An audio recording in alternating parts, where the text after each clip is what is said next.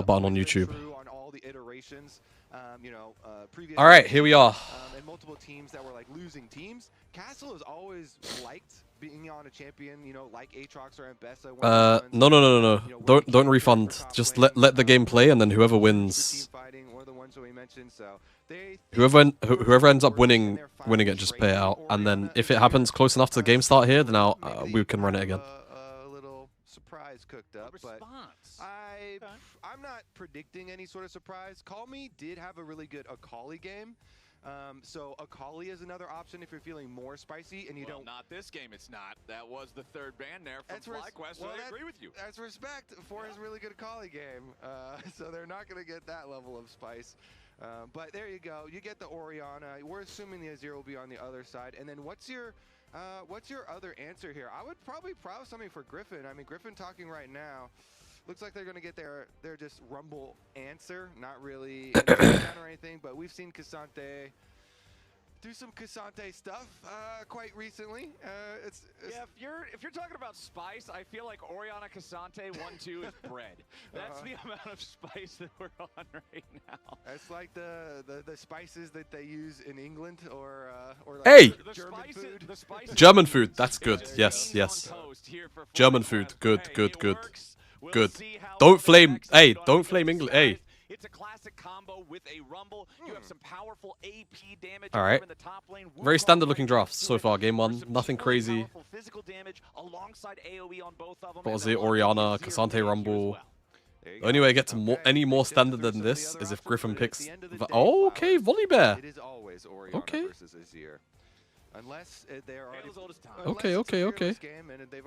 I'm listening. Then they're out. Then we can't use them anymore. But hey, there you go. We got Kobe's pick. My boy. Okay, so all of my hopes this whole season were resting on Griffin because he had already previously played Volibear in the South. And Volibear right now is in one of this gym is one of the best users of this item. LR is winning? No way. LR is winning? What? So effective. I can't believe that. And it just gives the perfect stats for him. Loves HP, attack speed, AP, cooldown reduction. What all else? types of stuff. Like it's just really good rush item. Lucian. So I'm really happy to see that we do have some players that are willing well, to use this Masu could pick Ezreal. They kind of won't have that much damage, but the Skies don't really have a tank either. If you want to get a lane prio lane, Masu could go something like Caitlyn, but it doesn't really strike me as a Caitlyn player. Well, they've gone Karma blind, so maybe they do end up playing Caitlyn here. It does just keep both options open. With Bard and Nort both out, they're just saying it's chill. They don't care what the sport matchup is. I actually kind of like this Karma angle. As we do have our second half of the draft rolling in now with Lucian, Ezreal, and then Corki. Yeah, probably the better of the ADs up. Karma Nami, maybe? Yeah, Karma Nami. Karma Nami. Corki Nami. Then this will probably end up being Ezreal. Okay. And then we'll call it a day here for draft. So I see so much of it. Watching like high challenger ladder games, it's in like every matchup. Yeah, it's not something that's super Let's out see. of the ordinary. I personally love when you have a Karma on your team. They're going to do it? Yes, Ezreal Karma, you know, it's good. Okay, I have to open Caedrel stream and listen to the reaction. Also really You guys can hear it. The minion wave is there, looking for the towers. That's one, that's two. Yes, this is reality. Lost Ratones have beat G2. That's what I'm talking about. That's what I'm talking about. Is happening. That's what I'm fucking talking about. We love Caedrel, bro. Holy moly. I believe in the last game. 4 in a row. 4 in a row. Can't even say anything about it. Just completely goated stuff. All right, pay, Amber, can you pay? Because I don't have the regular Twitch chat and stuff open anymore. So if you could pay that out, that would be great. You can pay that out and get the Gambler on this game going. Well ahead of you, thank you. see the bear ball. I need to take a throat soother. My throat hurts. Dunks, Orianna alley-oops. My throat I feel like hurts. they're going to have to look for better setup for their fights. Yeah. What are we thinking here? I mean, Volibear, his jump is not super fast, so honestly, it might be better for like Cassante delivery or to just use flashes to deliver. Okay. We've been seeing in EU, you know, they're running Mundo as a delivery, and then Mundo just flashes forward on them. Flashing them. So you can flash a shockwave in there pretty quickly for an engage. But Volibear always has the go-to, of course, of you precast your E far, and then you Q, and you're just running at them, and then you flash your Q. To get one person with that engage, but for the Orianna on the back of it, then you can get multiple people. All right, as we're waiting for our minions to collide here in the lanes, let's go ahead and listen. Nemi lane was crazy. No, let's not oversell what happened in the game. Nemi was behind, such as the matchup. He didn't have first move like ever, but he stayed even and did his thing. Play normal game. Yeah. They're not as bad as we think they are, even though we think they're bad, and we have to make sure we don't int. Honestly, I respect it. Honestly, I love cocky jokes. You know. Oh, you know what? Shit, I need to also check the replay system. Terrible, you know, but they're not, Okay, that looks good. They're not that bad. It's like, don't full send it. Don't full send it. Even if you think they're bad, play like they're good. That is funny. Okay. I respect it from Griffin. I love this guy's attitude. He hasn't been in the league for very long at all, but like every time you see him, he's super high spirits. He seems super confident.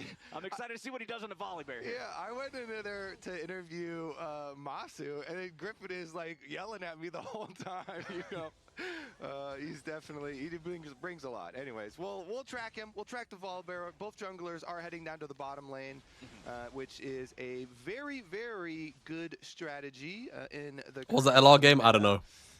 See if they can get any sort of extra pressure down around there. You know, Masu and Sajed, like we talked about, they were. We're gonna have a ball on Power Spike. I can tell you that. It's probably gonna be Masu and Crouchin with some early pressure, and of course, if you're running Ezreal Karma and you hit your skill, should have the early if you hit your skill shots, you're gonna have some early pressure. And the idea is, you can push them in and then poke them while they're trying to CS under tower. Yeah, Ezreal Karma, very deadly from range there. A question to pose to all y'all DSG fans that might be out there. Obviously, the season has started better than 2025 did, with this squad being able to grab a win in week 1. But can they fight their way to the top half of the standings? Can they truly defy expectations? That Top we will 4. have to see. That's pretty high, Flowers. Yeah, it's definitely above at least 4. But right now, it's true. Because they're 1-0. They're doing it. They're making it happen. So right now it is true. So how high will they finish though? Okay, already we got some believers. We got some believers, and they're actually growing. The believers are growing. Honestly, that's more believers than I was expecting, considering Disguised placement in the standings for the majority of 2025. It just is what it is. You remember The come on now. 2025 where the team I'm happy for them, bro. I really want to make it clear. They were able to defend their spot. They didn't fall in the relegation tournament, but throughout a lot of the year, especially early on, there were so many struggles for the team. Yeah, Wes, I like that is just genuinely their bread and butter. Honestly, pretty reassuring for them. Yeah. If you don't put LR out of the game, we got Papa Smithy in the chat. He's always very complimentary. He likes talking about both sides. And if you don't put him out of the game, LR, both under the FlyQuest organization. it just gets very freaky. Doesn't want them doing well at the cost of FlyQuest doing poorly. Yeah, right? I know. It's like, oh, we want them both to do well, but one of them to do a little bit better. But if I have to pick, I'm picking our guy, right? Like, I would love for everybody to be able to hold hands and be happy, but he's like, I hope Sajed can lose gracefully, you know, and still look good individually. Maybe he'll get like a pentakill, but then they still, I hope Sajed gets You have to put them down really hard, or they're just really, really scary team off cooldown. This DSG team, though, that gave a lot of people confidence was, honestly, Call Me here, that is on screen at the moment in mid lane. He had some very impressive games, I thought, and definitely bringing a lot more Okay, very potential. I'm going to focus in on this And game now, maybe guys, alright? potential as we see Griffin go Oh, for the invade speaking of on the focusing in, Raptors here. Volibear definitely can good little pollute fight there Wukong, for Griffin. Early on, and so trying to use that pressure. And I like how observers split the cam here because it shows the invade from Griffin is at a time when Masu and Cryogen are also crashing the wave into the tier 1 turret bottom. So Sajed and Lions don't want to have to rotate over to a chicken pit to take some like Colonel Sanders fight for this little tiny camp because they don't want to leave all those minions underneath the turret. So I like the timing here from FlyQuest. Yeah, and they got pushing mid lane too. Oriana crashing a wave in mid lane, so you've got mid push, you got bot push. Great time to try something. I believe Kizno got plenty of value out of the Raptors still, and he's going for the Oriana play. Good play. Okay, Quad could be in a little bit of danger here. Good shockwave. Wow, he doesn't even have to flash. Fair enough. After Quad gets away there with Good the stuff, Quad. shockwave, but Quad still alive, does not have to spend the flash. Worth noting, he did already take his first recall. Both mid laners did, so he doesn't have a TP, and he is at 300 HP and almost no mana. So Quad's not in great shape despite staying alive and not spending the summoner spell. Both mid laners not going to take the chance to recall. Okay, so Griffin over here on Volibear as well. Yeah, we've got finishing Dragon up his going own on down here. side, taking the Raptors, then going back to his blue side and easily take Dragon. Volibear can easily solo Dragon, no problem. So good objective control here for FlyQuest. Ooh, and level 6 now too on the Volibear. Griffin knows that there's that control ward in the tri-brush. The FlyQuest Yeah, there's no one here. Azir can't move. They're just gonna let it be. But now there's a small window for Kizno to come check the camps here. Oh wow, bubble went over from Lions. Masu's head. Interrupt the recall there for Masu. If that one was placed just slightly closer, it would have hit, but it was a blind fire from the Nami, so it does not connect. Means the red's gone. Interrupted. Can Griffin? Griffin can't do anything. Kizno wants to finish this red before Griffin can show up and try to contest him for it, and sure enough, he will get that goal. So Griffin loses out on the second spawn. That is what it is. Go to Krugs instead. Yeah. All right, Kizno doing a pretty good job. I went back to check the smite too because it was pretty close, but Kizno also landed the smite on his own Raptors, so his defense of the Raptors was pretty good there too. And now with flash on Wukong, with level 6 on Wukong Flowers, you've got your work cut out for you.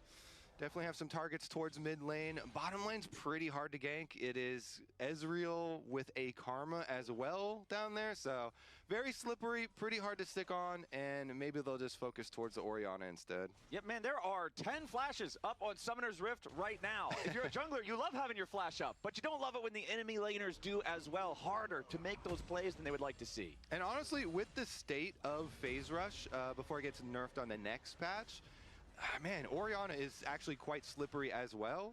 So with Flash and with Phase Rush, even with an Azir on your team, it can be hard to pull off that play. That's why it was unfortunate for DSG that they didn't get Quad to actually burn his Flash the last time they went and visited and used the Azir ultimate, and Quad did a nice job just using his ult to be able to Phase Rush proc and walk away. Exactly. That was a perfect example of what Phase Rush does. Just ult the guy and walk out of it. Call me trying to go for the Emperor's Divide yet again, but once more, not going to find success. Lions now in a little bit of danger. Masu going very far forward, and it's first blood of the 2v2.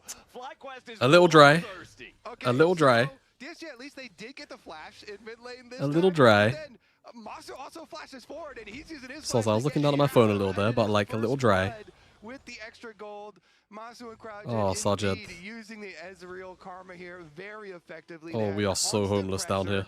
Earn themselves CS leads, earn themselves tower plate gold, earn themselves first blood. So it is definitely looking like kind of both of them may be expected, maybe not to this degree, but full pressure from FlyQuest, and this is what you like to see them use the early pressure very effectively, getting a lot of value, take away the red buff as well after the first blood, and successful bottom lane plays. Man, that bottom lane lead is excruciating now. Nearly 1,000 gold. You also have for stopping. Masu when the Hey, team's Beast. gold lead is just about the same overall. Yes, Plus Akeem. Hello, bro. 25 in farm in the bottom lane, and even mid and jungle are also farm advantages for Fly. Back in draft, you mentioned how Castle, whether it's on Disguised or previous other teams that he's been the top laner for, he likes to be able to play a carry and try to impact the game even if everything else is rough.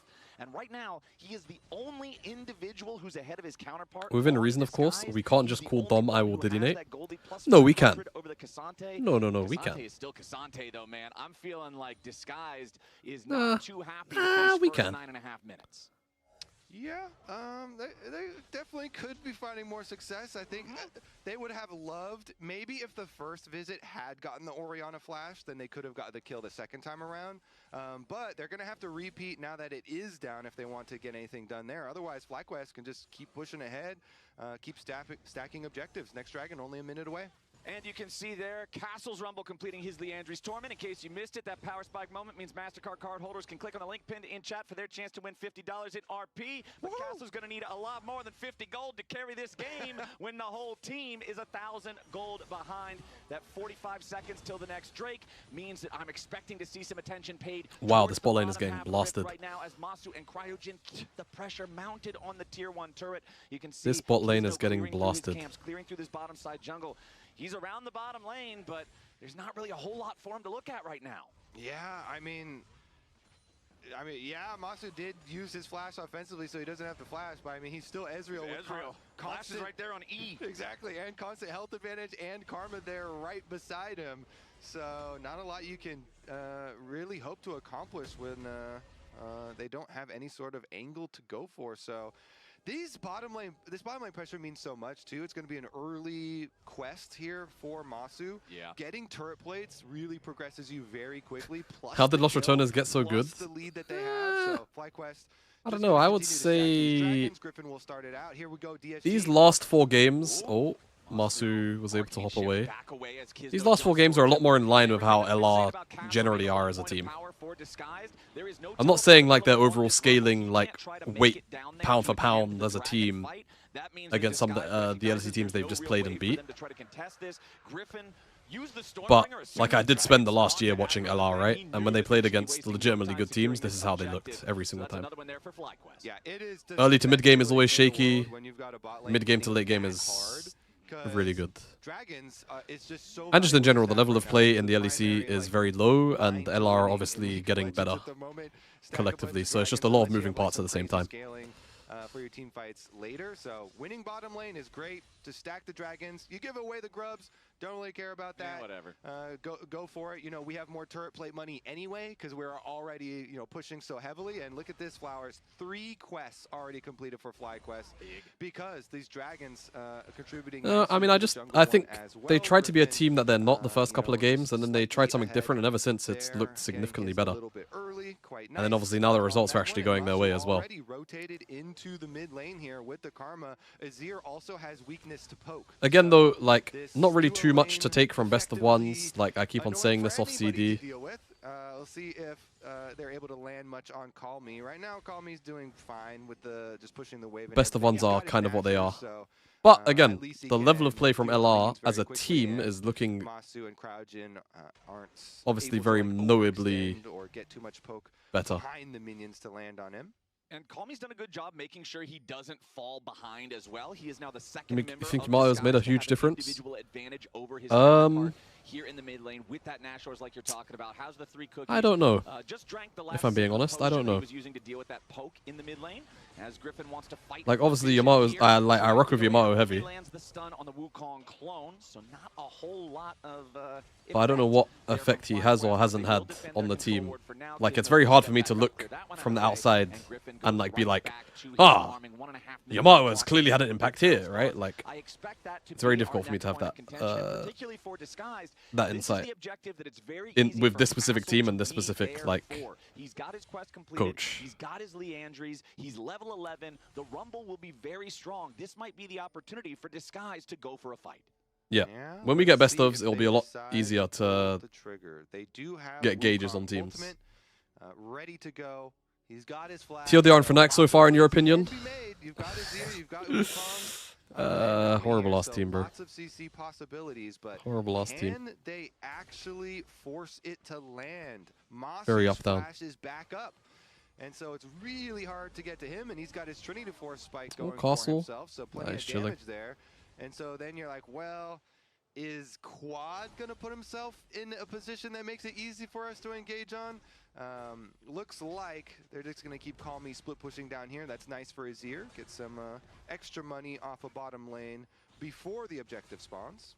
Yeah, Masu's so scary on this Ezreal, man. He's an entire level ahead of Sajed. Masu is so juiced, yeah. The tier is most of the way stacked. This is going to continue to be a problem. Is not going to be super far away. And last time the camera panned to him, he still had the double buffs too. So this Ezreal is just beyond scary. Okay, the red has worn off, still has blue. Blue Ezreal is such a pain. Just never-ending mystic shots flying at you if you're trying to posture for positioning around those objectives. 5 seconds until the Rift Herald spawns. Griffin has his sweeper active. We'll move forward, clear out some of that vision. And FlyQuest has already made clear, already made evident they want this objective. Once more, it'll be the bear in there, starting it off with the Stormbringer, as that makes it so much easier for Cryogen and Masu to keep the... When was Ezreal picked in draft? R5. He was picked the very last. Wants to be aggressive in Masu's face, but Masu is just completely... From what we've seen so far, how do you rank the LCS teams? Oh gosh, we'll talk about that in a sec. Kizno still rooted, but... Oh no, they're one-shotting him actually, oh my god. And Griffin gets Drake ISO on the backside. Good stuff. Really surprised that root connected. I think he thought it was gonna break too. He didn't flash. Remember, he could have flashed there. He had it. Yeah, how many times have you said like, "Ooh, the highlight of this play is the Karma tether," because Cryogen was never scared, right? Wukong's jumping at his AD carry, and he's like, "Oh, perfect!" He immediately started walking forward because he knows. Yeah, like look at the length of this tether, by the way. It will lock him in place. See, immediately walking look, he even W's away, but it's the heal and the E just keeps it together. Rating so far, I would say C9. Again, it's really hard to tell because teams haven't really played against too many like other teams. But C9 looked like my number one. Ignore this banner on the right-hand side, which I've actually drawn under because it's of the order it's in the OBS. C9. Honestly, I'm tempted to say FlyQuest. Their floor looked really good last week. So, nice stuff in terms of like the bounce backs, especially. Early game was a bit shaky. Oh, hello. Griffin is getting one shot. Something about the floor being high. Smile. Oh, hold. Okay, Gakkos. Means Masu's grabbing the kill on Castle. This guy's still sticking around. Kizno could be in some danger here as Masu is once more empowered by the Karma shielding. The Herald in. But honestly, like after thinking about the other teams, it might be reasonable. 2,000 gold ahead. Herald walking forward. Trying to grab the second charge here. Will it hit? Kaboom! Okay, and they get the charge. Very good. Will finish it off after it has already accomplished its mission. And on top of that, DSG just aren't allowed to do Drake. I'd say C9, small gap, Lion probably still. Yeah, small gap, previously on a gray screen. Fly, so after reviving, now he TL, straight to the dragon. Sen, good job there, Gakkos, and they're able to and hit then the counter kill, DSG. So all good. Back to that dragon stacking. Just a very it probably looks something like that. In number 3. It's still going to be a fairly early one here. Kizno is back though. Kizno could try and go for a steal over the top. Looks like they're going to walk around the outside instead. Okay, the Drake is already secured. Gakkos here. Oh, there's Shopify as well. I'll talk about that in a sec. Castle. Shopify probably like 5th. Hard to know though. Oh god. Oh my god, they're getting fried. Are they actually allowed to walk out here? It's less than 100 HP on either one of them. Griffin is still chasing. Kizno's got plenty of speed for now. Doesn't look like Griffin will be able to catch, but he is looking for it. No. Griffin. As soon as he walks into the turret, Calmate. Calmate, young buck. Very happy to not oh my god. What What the hell? Castle just sends himself straight into the waiting maw of FlyQuest. Now call me back down here, trying to protect the tier 1 turret. Again, it's complete Armageddon. The pressure from this FlyQuest bot lane duo that's been having such a good game. Yeah, that was not a good Hexgate Flowers. No. The castle has fallen. That Hex technology is dangerous technology. They did warn us about that in Arcane. Yeah, exactly. It's very Even if it's dangerous. not made of Scorpion Souls anymore, it's still bad. Yeah, it's very dangerous. So obviously after that, LR did beat G2. Big surprise. Because they're going to be down their top laner. So I mean, Castle is going over.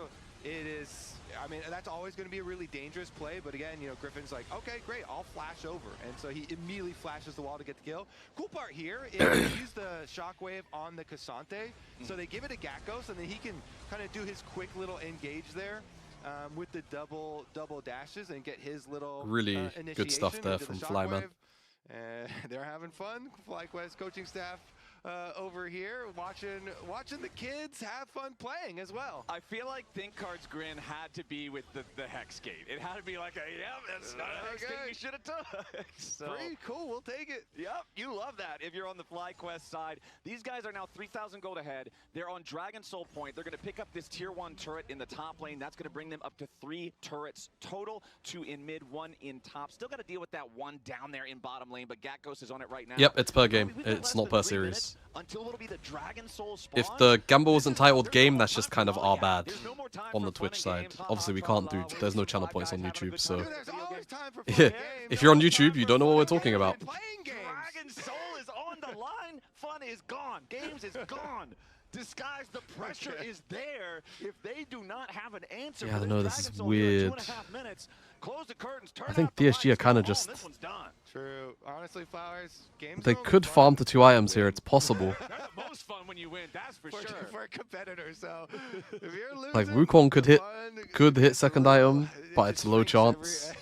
Yeah, with every extra 1,000 gold and every. Cormi will have 2 items. Sajed is on 2 items, but I just don't think it's gonna happen. That last letter just starts to disappear, and it's just an FU at that point. It's not the best time on the Rift, and Disguise are quickly running out of options. 21 minutes on the clock, less than 2 minutes until the Soul. And Disguised, what could they possibly find to give themselves an advantage here?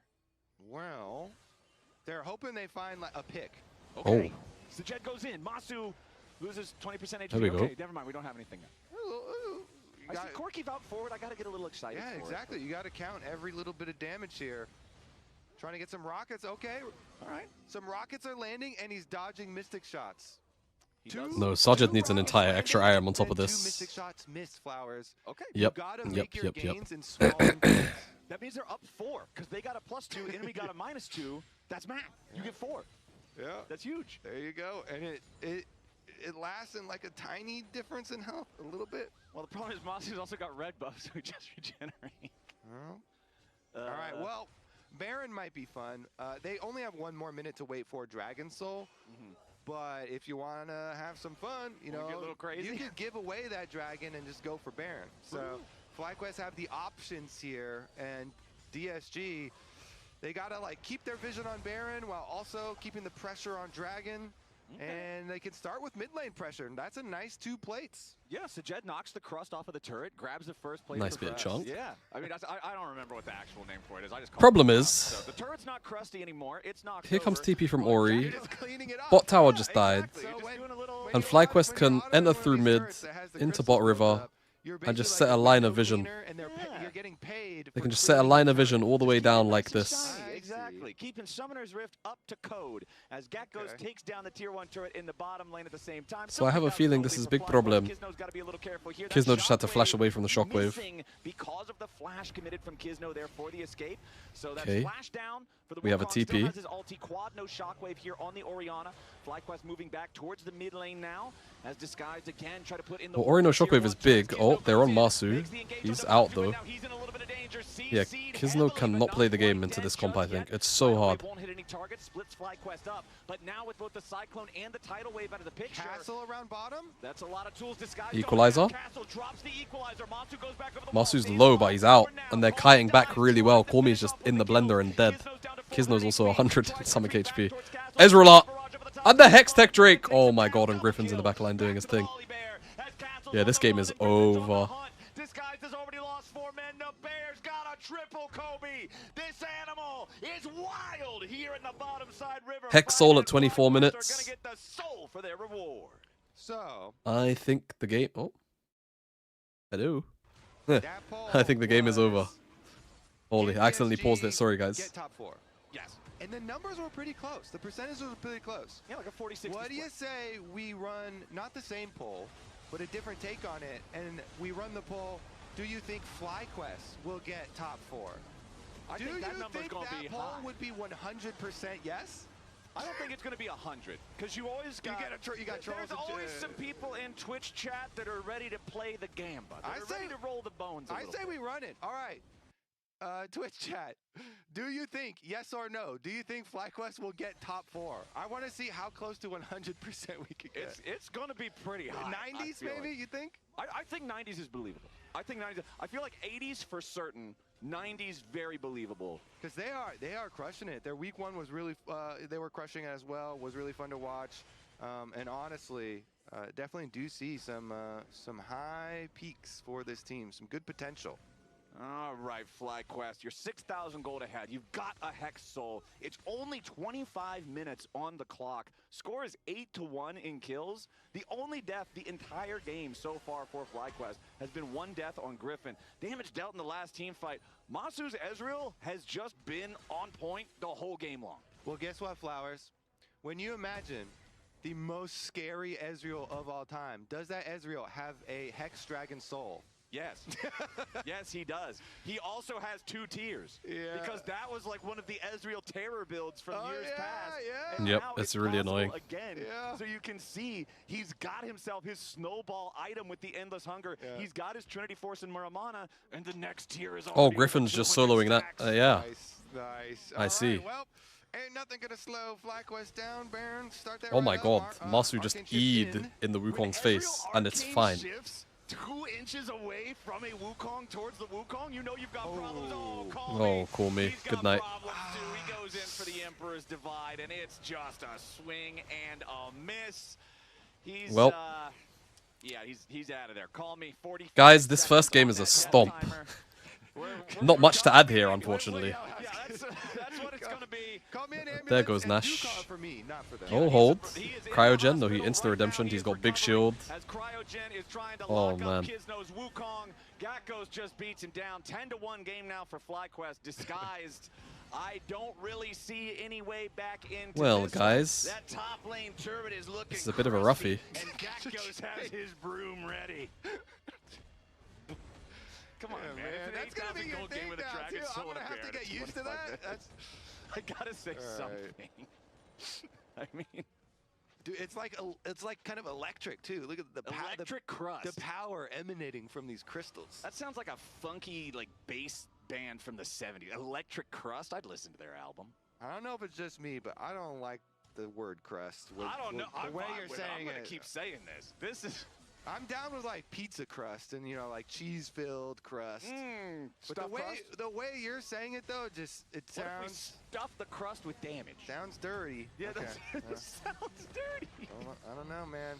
Well, the bottom lane's dirty now with all of this crust and tower ruins knocked all over the lane as FlyQuest are just rampaging through Disguised's house, and Disguised have nothing to say about it.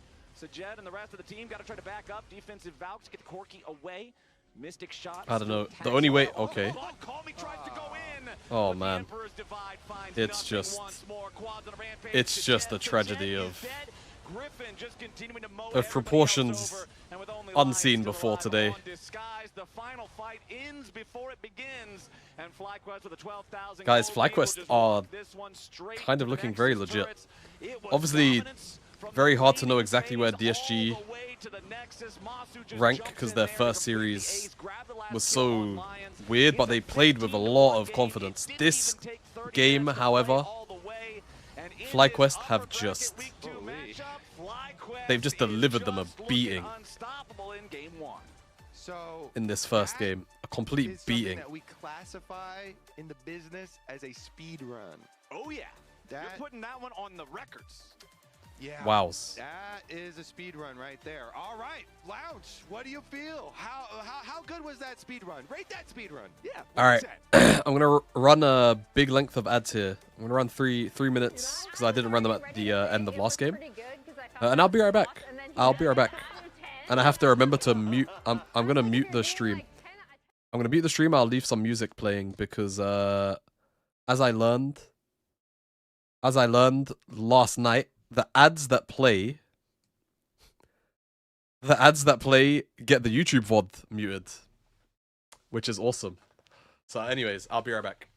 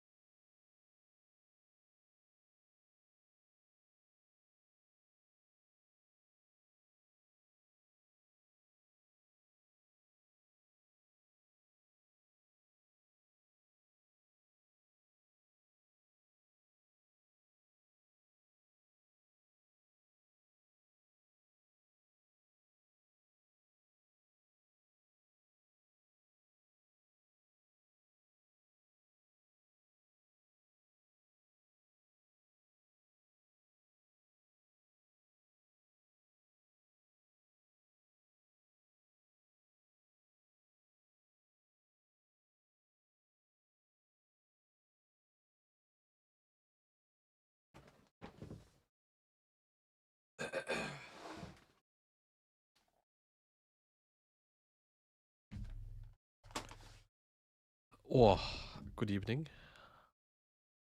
I require some Vaza.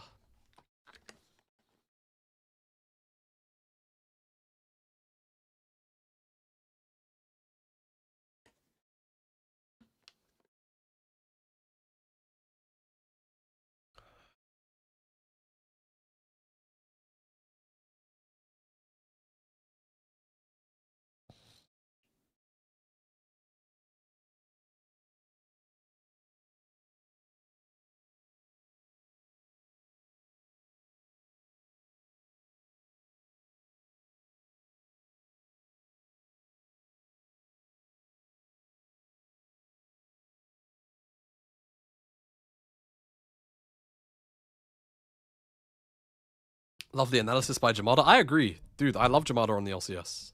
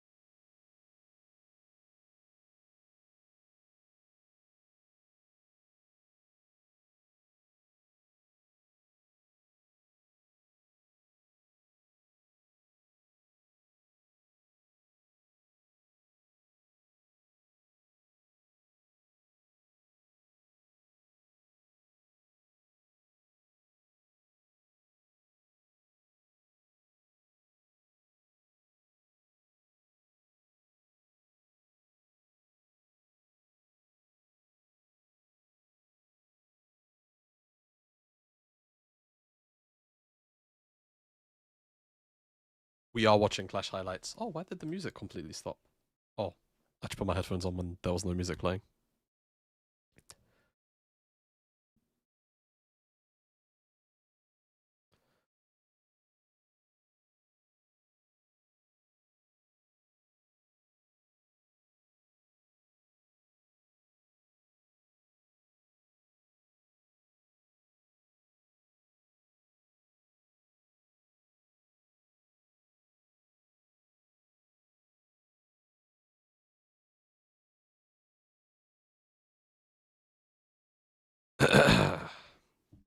How's the first game?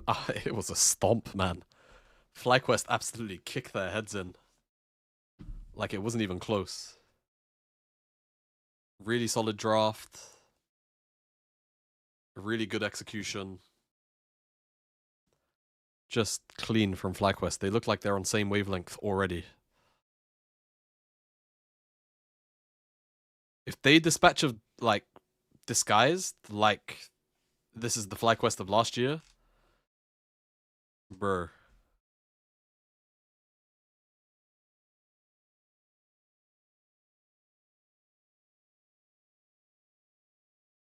we could be in for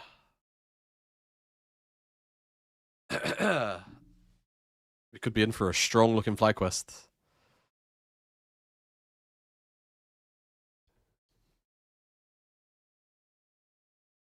So FlyQuest is maybe number 2 again this year. Basically, we won't know until we get to see them play versus C9. This is what it's looking more and more like, right? Like I know my camera's in the way. Let me shift it over real quick. You know, you've got C9 Lion up here. They played, obviously. This was a 2-0. C9 really kind of stomped them into the floor. As far as like the preseason expectations are concerned, like the only other 2 teams that people were like looking at was like some people really hyped up this Shopify roster. I think that they were kind of middling. Like my expectations were more kind of middle of the pack. And then the other rosters, of course, some people hyped up Team Liquid. And yeah, I don't know, just kind of I was kind of whatever. Like now that we're just quickly on the screen, right? Again, I always had like C9 probs first, just like no data, no information. C9 first, I had Leon, right? I was saying in the game, but I'll do it again. Leon probs like anywhere from first to third, but like C9 first to second.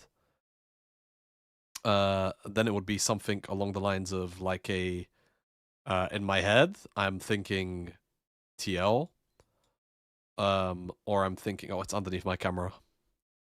Yeah, like a TL or a Shopify here, right? Then Fly with Sentinels. Oh, that's off the screen. With Sentinels, right? And this entire clump of teams together can kind of finish anywhere next to each other.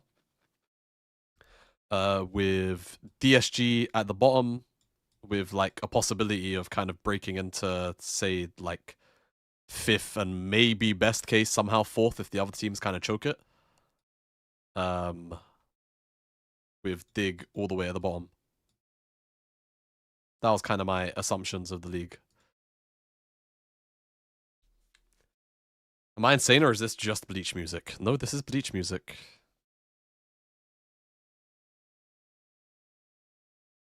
It's really funny because on YouTube, people on YouTube won't hear it. On YouTube, it's just me by myself. But if you're watching on Twitch, you get the ominous ass music.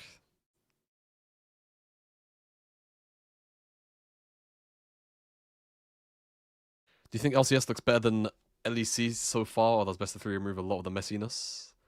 Depends on what you're kind of calling out, right? Like when you say looks better, what do you mean? Do I think the level of play looks better? If you're asking me, do I think the level of play looks better? I think the answer is yes. If you're asking me like, you know, do I think the format looks better? Do I think that, you know what I mean? There's loads of stuff. Loads of stuff. But yeah, generally I think the LCS looks a little bit stronger right now.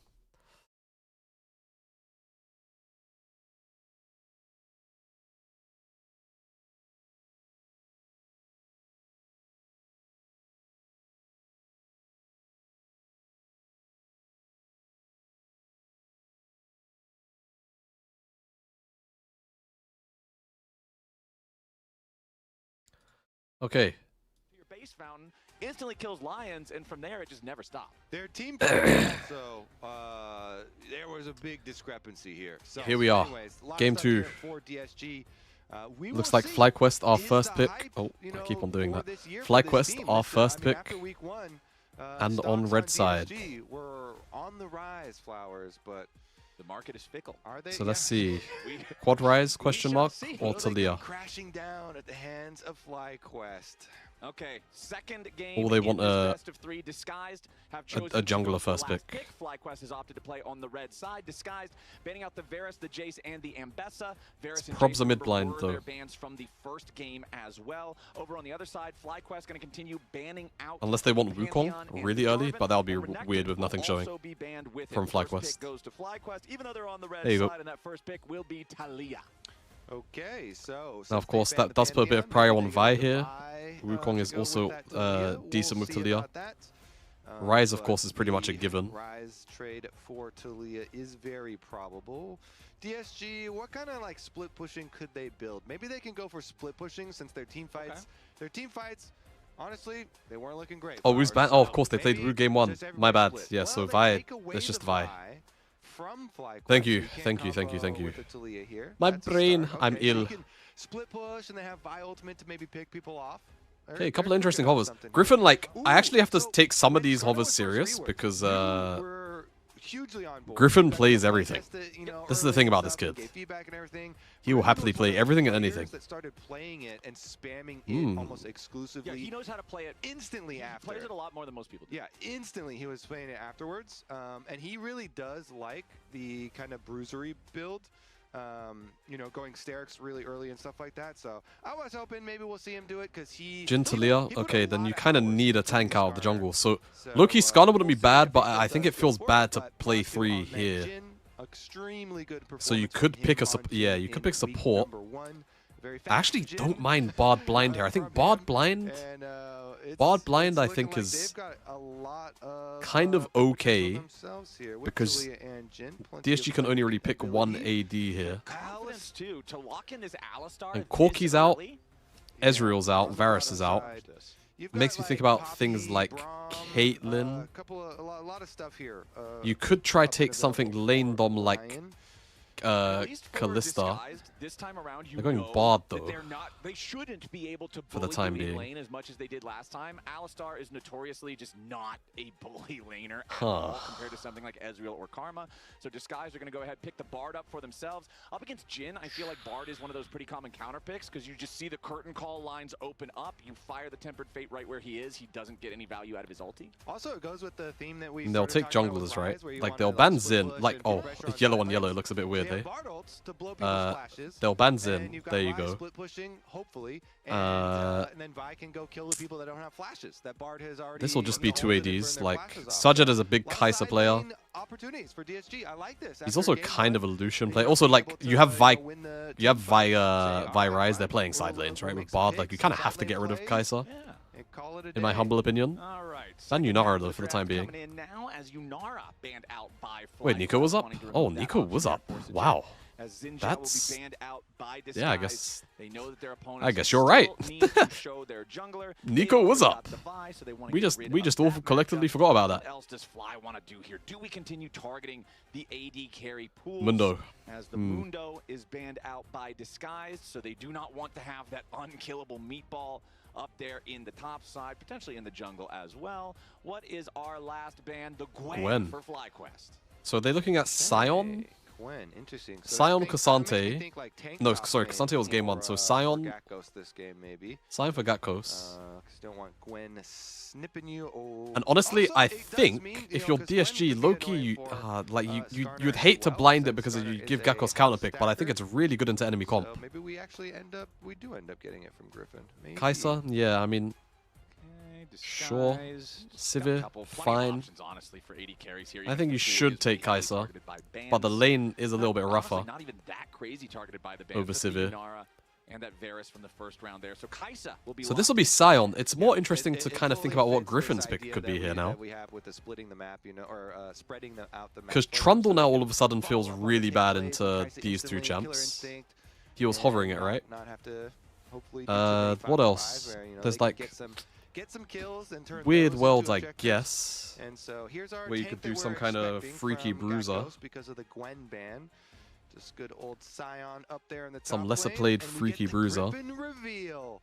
Jungle Ooh. last pick ain't Don't be no hovering no way we freaky get a stuff like competitive Briar. I highly doubt it. It's a champion that you can't control. Low-key into Vi though? Feels pretty counterintuitive to Okay. pro play. But Kiana. Okay, Kiana. Okay. This one, Would like it, I'm though. much more convinced by the Kiana. We'll get that one. Kiana, and then a Flandre special. I was already Castle about into to go Rek'Sai. into a spiel about endless hunger and Briar and snowballing, and it's pretty fun, but it's hard to do, and I think it was probably tenfold more difficult to do in pro.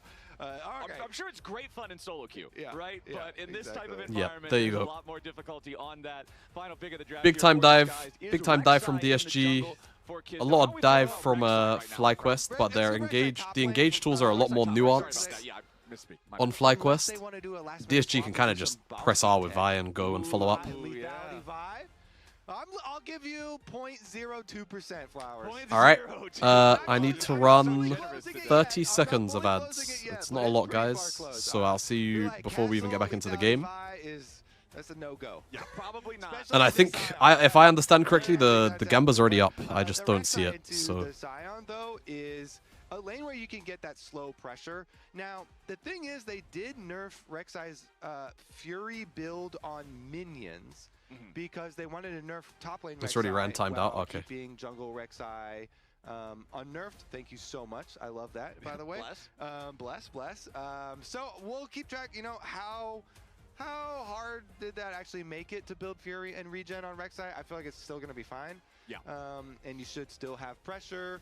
And we'll see if it does result in the turret plates that it used to result in this matchup. If Castle's going to be able to push them in, you know, get pressure, have plenty of tunnels for escapes, so you're not really a good gank target, and just, you know, regen up and try and get your lead out of minion pushing and tower plates pressure instead.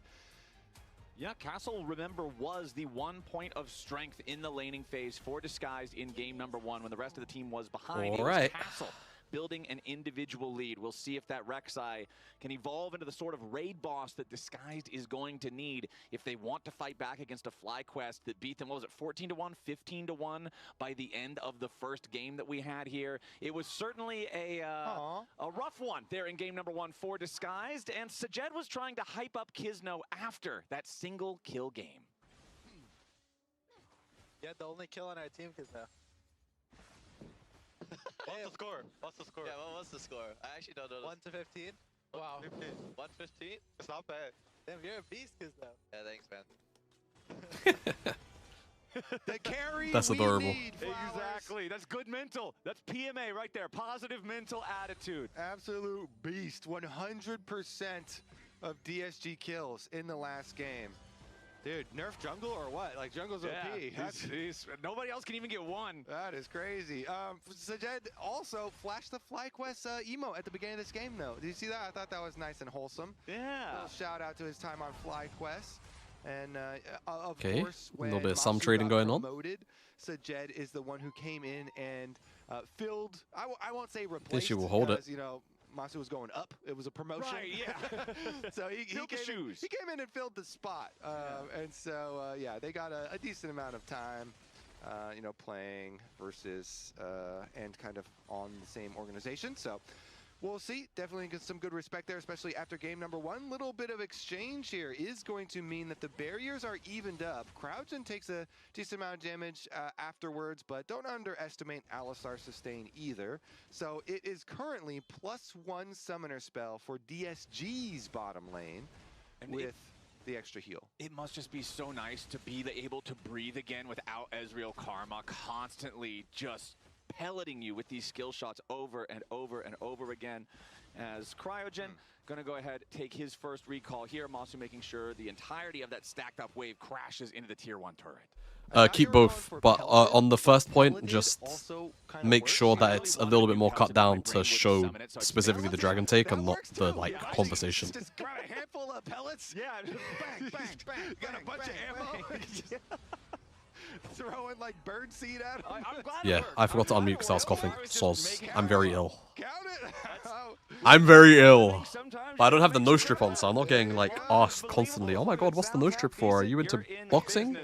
Get some bucket of buckshot. Yeah, there you go. Good bucket shot. Throwing it at him. God forbid a brother just wants to breathe. Scuttle Crab up here with his Vi. Griffin had already secured the bottom lane crab slightly earlier, so Griffin will be back out onto the rift just a little bit quicker. Does have his pickaxe in inventory from that first recall. You can see he picked up an extra health potion as well. Gakos is down to 400 HP up here in the top lane. We'll see if Griffin can do anything to affect this lane state. He is going to move into a tri-brush that is already warded up. Castle trying to get his distance here. Will go into his underground form. See those little blips in the fog. Knows that Griffin is standing around nearby. Yes, Gakos does manage to hit Castle with the minion from Roar of the Slayer, but that's not going to do a whole lot. Yep, and delays a little bit. Griffin moving over to Crouch. Are you into boxing? No. Really matter because your second clear is really quick. And so Oh, I didn't read the first part. and get over to Raptors. Streamer brokers those. Yep. So not too big repercussions for any of the time spent up there, or just like, you know, looking. Maybe he didn't have it warded or something. There would be an angle, but no such angle exists. So both junglers right back into their second clears. And we'll just get back to business as usual. Normal laning, Flowers. Does it feel nice? Just these quests have been doing their jobs. Everybody in normal lanes and junglers. Even with these Fey lights, I still feel like, you know, I feel very good about the role overall, honestly. And by the way, they did have some stuff in the patch notes about walking back some of the early yellow trinket timers. That buff, I immediately, like, that was, it makes it really easy to keep up plenty of vision with the cooldowns on the yellow trinkets being reduced early. Yeah. But they are walking that one back a little bit. So Griffin doing the base before Gromp. Yep. Room to play with. That he is. Early on for jungles in the future. That he is. He's waiting for it. Without lane swaps, my friend. It just feels. It just feels. This will actually be like good too, because I think this top wave up here, I'm going to swap this color back to yellow. But that top wave up there, I think it's going to bounce back. Right here, as FlyQuest, despite the fact that Mid wave is pushing. As it was in the first game, they still have control over the bot lane here. Very slight lead. No, mid wave is actually DSG prio. Oh, quad. Oh, quad. Oh my god, he hit the last Q as well. Yeah. Wow. Stays alive with 10 HP. Oh my god. Dancing on the edge of death with that one, but stays alive. Woo, he almost fell off the edge there too. That was he was teetering. We could get a health point count right there. That must have been single digits. And then the flash just at the end. If you wait a second, that's level 6 for Griffin. Yep, yoinks the crab. Thank you. Yeah, stole the crab. He's got the 1k smite. Because his mid laner had almost 0 HP, it's not going to mean he gets. He had the 1k smite. He got crab. To instantly ult and go for a duel, but. Is nice to grab the crab all the same, and also is nice for Quad to be able to live. Yeah, it's just a very annoying. Oh. In League of Legends, as Call Me going down bottom lane here with a Realm Warp. Cryogen immediately ready with the pulverize into the headbutt, disengage, and now flashes out. So Sajed, Call Me, and Lions cannot catch up any further. So it does cost summoner spells here in the bottom lane. The flash from the Alistar, the barrier from the Jhin, but Call Me's attempt does not result in any kills here for Disguise. Nearly 7 minutes on the clock, and still no first blood. Yeah, props to both sides here. I think that's a good time to I agree, Kobe. Here from Call Me, because they had chunked out mid lane. He had a couple extra seconds. Good roam from Call Me as well, just in general. Like, you're allowed to just do that when you play mid and you have Ryza. Is home guards you should be abusing permanent yes, Kobe. Yes. Yes. Like Rise, where I made a short about this, didn't I? Immediately down one of the other lanes, Realm Warp in, and you can make that play so quickly. And then you're allowed to just walk back to mid and barely lose, like you barely lose a wave, especially if you do it on a cannon. Oh.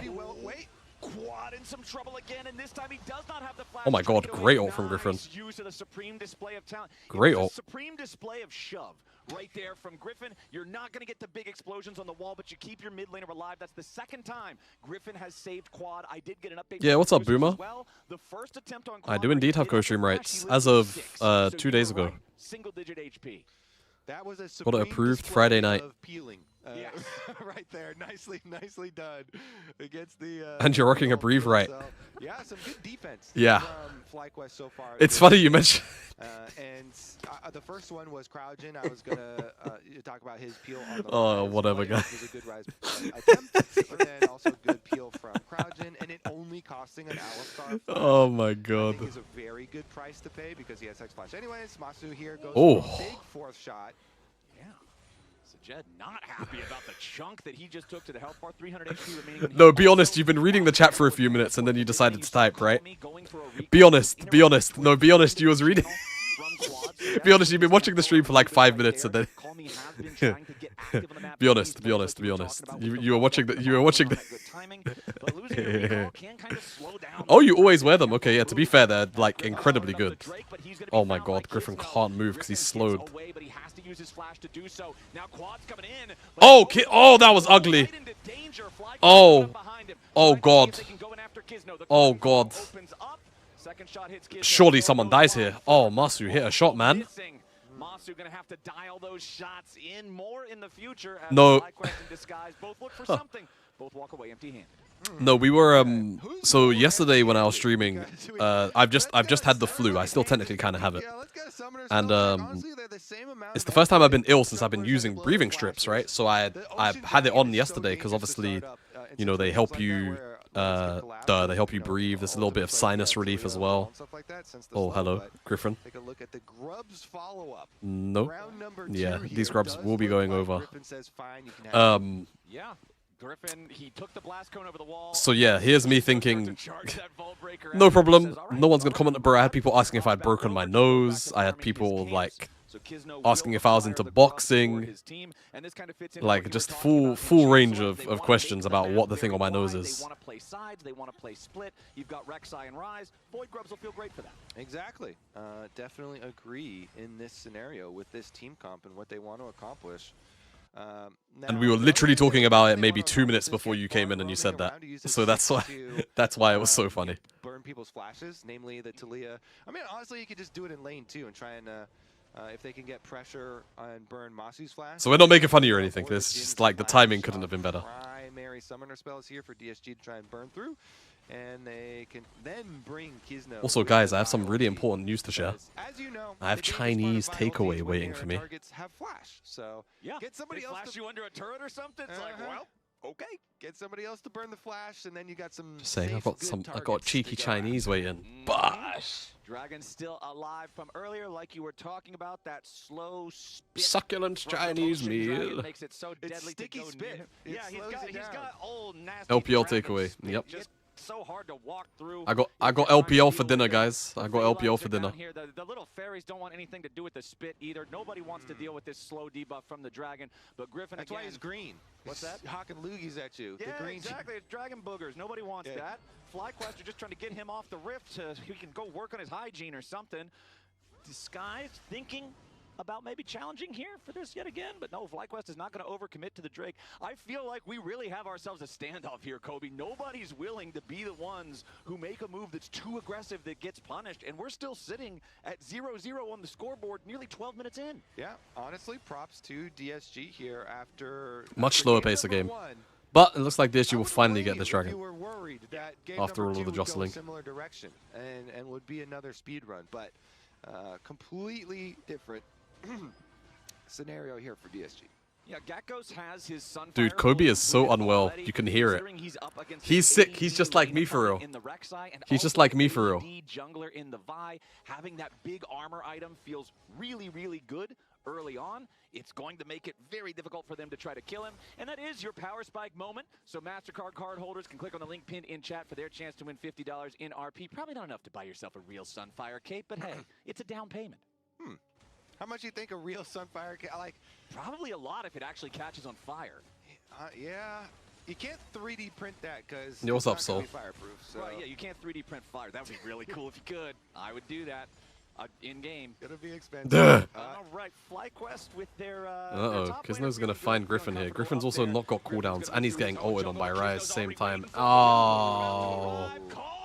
Vi even buffered the R there, actually. Up as soon as the call is placed, and DSG are on the board. Nice from Kizno here. He immediately went into ultimate animation as soon as he, as the Q bump finished. And so, even though there's a small window for Griffin Really to good cast Vi his R. ultimate to try and self-peel, Vi is already in her ult animation. It's pretty much immediately just like knocked you're back, just gets predicting the when it hit, happens at that point. and the I do follow-up think, from because I know Vi you can already you can actually immediately flash over as after the well. knock up Nice little of play the from DSG. Kiana stun, Flowers, those are the types of picks. or before the stun of the Kiana Exactly. ult. So I'm That's actually what kind of it's curious all about it. Vi makes the play. Ryze gets a little bit fed off of it. He's already got his Rod of Ages stacking, and he's working on his tier. It's Oh yeah, I mean, no. I live in London, bro.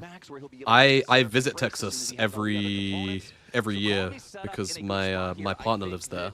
his Azir in game number 1 was very But like, if underwhelming. I was The ever, ultimates weren't which where I, they needed to be in terms of the given the accuracy current and state of timing affairs, the I don't know team if I'll fights. be So being able to have sort of a redemption game here on the in the rise so they can US get him during rolling would be great, not just for, you know, obviously during you need to have LCS a good game to calendar. go to a game 3, But just for team morale, if for I was ever personal, just on the like continent feeling and in they were the like, zone, "Yo, feeling like you're come to the locked in, LCS for a calm weekend, yourself bro. for some We'd good love to have success." you." Like, I'd go. Make sure I'd love there's it, man. no tilt. Exactly. PMA. Positive mental attitude. That's our motto here. Exactly. All about the mental. Gotta stay focused. As we do have our next dragon not spawning for another 3 minutes because it took so long to kill. I also added a little bit of LR winning the game, means that the Drakes are going to stack winning the very G2 slowly. game, Hear and you this saying game, we love 30 K-Draw because it was seconds either on that the or clock not until showing the full Rift draft, Herald so bite the spawns. If bullet. you're disguised, do you want to scrap for this? Eh? I mean, it depends Nah, on the can't be right. lane assignments because I really want to keep Can't be right. making picks. I really feel like Nah. DSG, you know, Bard Ultimate is Nah, really you're strong, wrong. So maybe we go for a dive. How about a pick onto Quad? Very easy Right dive. there, Disguise Good night, just Quad. Sends in the hit squad, takes out the enemy mid laner. 2 times this game, they've already tried this. 2 times they fell short, but now the 3rd time's the charm. Disguised get their pick 5 seconds before the Herald spawns. And they knew because they have a trail of pink Teddy, wards. why are They you have on YouTube? 3 pink wards. Pixel brush, tri Why brush, are you and the on brush YouTube? right behind the tower. So they dropped 3 pink wards. That here brother- to that make brother's sure on- nobody that brother's can on the see them. YouTube A nice stream. little wrap around here. Go for the quick dive. They hit the Q into Bard stun, get their kill, then you can get an objective. Good bounce back game here for DSG. Response though, because Quad has revived. Yeah, FlyQuest is wanting to answer here at the Rift Herald. Kizno is very low. Okay. Herald is going to go over to the buy, but now Well. it's already 1 kill for the FlyQuest side. If they're not going to get it, it's kind of whatever. Despite the fact that Kizno was able to claim the objective, they can't get the reward. Call Me tries to get away, but the Realm Warp ends up being his grave. FlyQuest take 2 kills. Well. They guard the eyeball all the way until it's That kinda just self-destruction. sucks. So Disguised will only get the small monetary and EXP reward of killing the Herald. So that was such an early smite from Griffin. Maybe they had wanted to like combo 4th shot and smite, but the 4th shot Yeah, had just one been day, bro. used. So We'll be back. yeah, so Masu has 4th shot right here, so he pops it, and then they smite, and then it's like, oh, okay, well, I'll just queue back in to be able to get the Herald. But Flowers, was that a 5-head bait?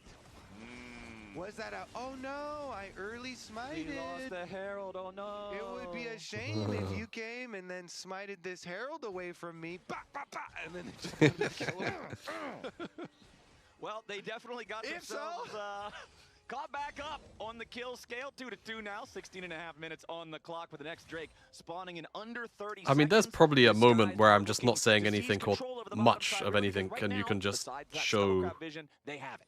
the I draft. really want to get a comms listen. Because I just If skimmed it, so, and it I definitely love looked that. like it. If that was So, actually the bamboozle the entire genuinely I try love harder. baits like that, where you're trying to use like low health towers or objectives and stuff like that. And Genuinely. especially objectives like the Rift Herald, which I mean, there's good value in a Rift Herald with the turret plates being able. But to I get can't guaranteed, listen to the audio right now. Gold, as long as you land it, but.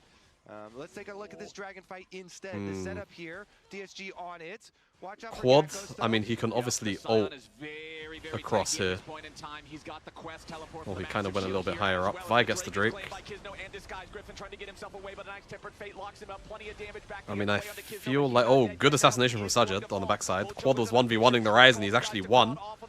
Leon's has flash, he doesn't want to do it. Can't find the damage, and now they're on the wrong side of the map. Well, FlyQuest don't have Drakes. Oh, okay. There you go, there's the flash. Sajid at least gets the extra kill for that. Slows him down from Masu's bullet to find the mark. Lions running straight towards the Krusty turret, and it will mark his Krusty grave. An ace for Gakgos and FlyQuest. Really good stuff. Dragon be damned, they got all 5. All right, we're gonna get a replay here. Does Griffin just think his Q is gonna do more damage?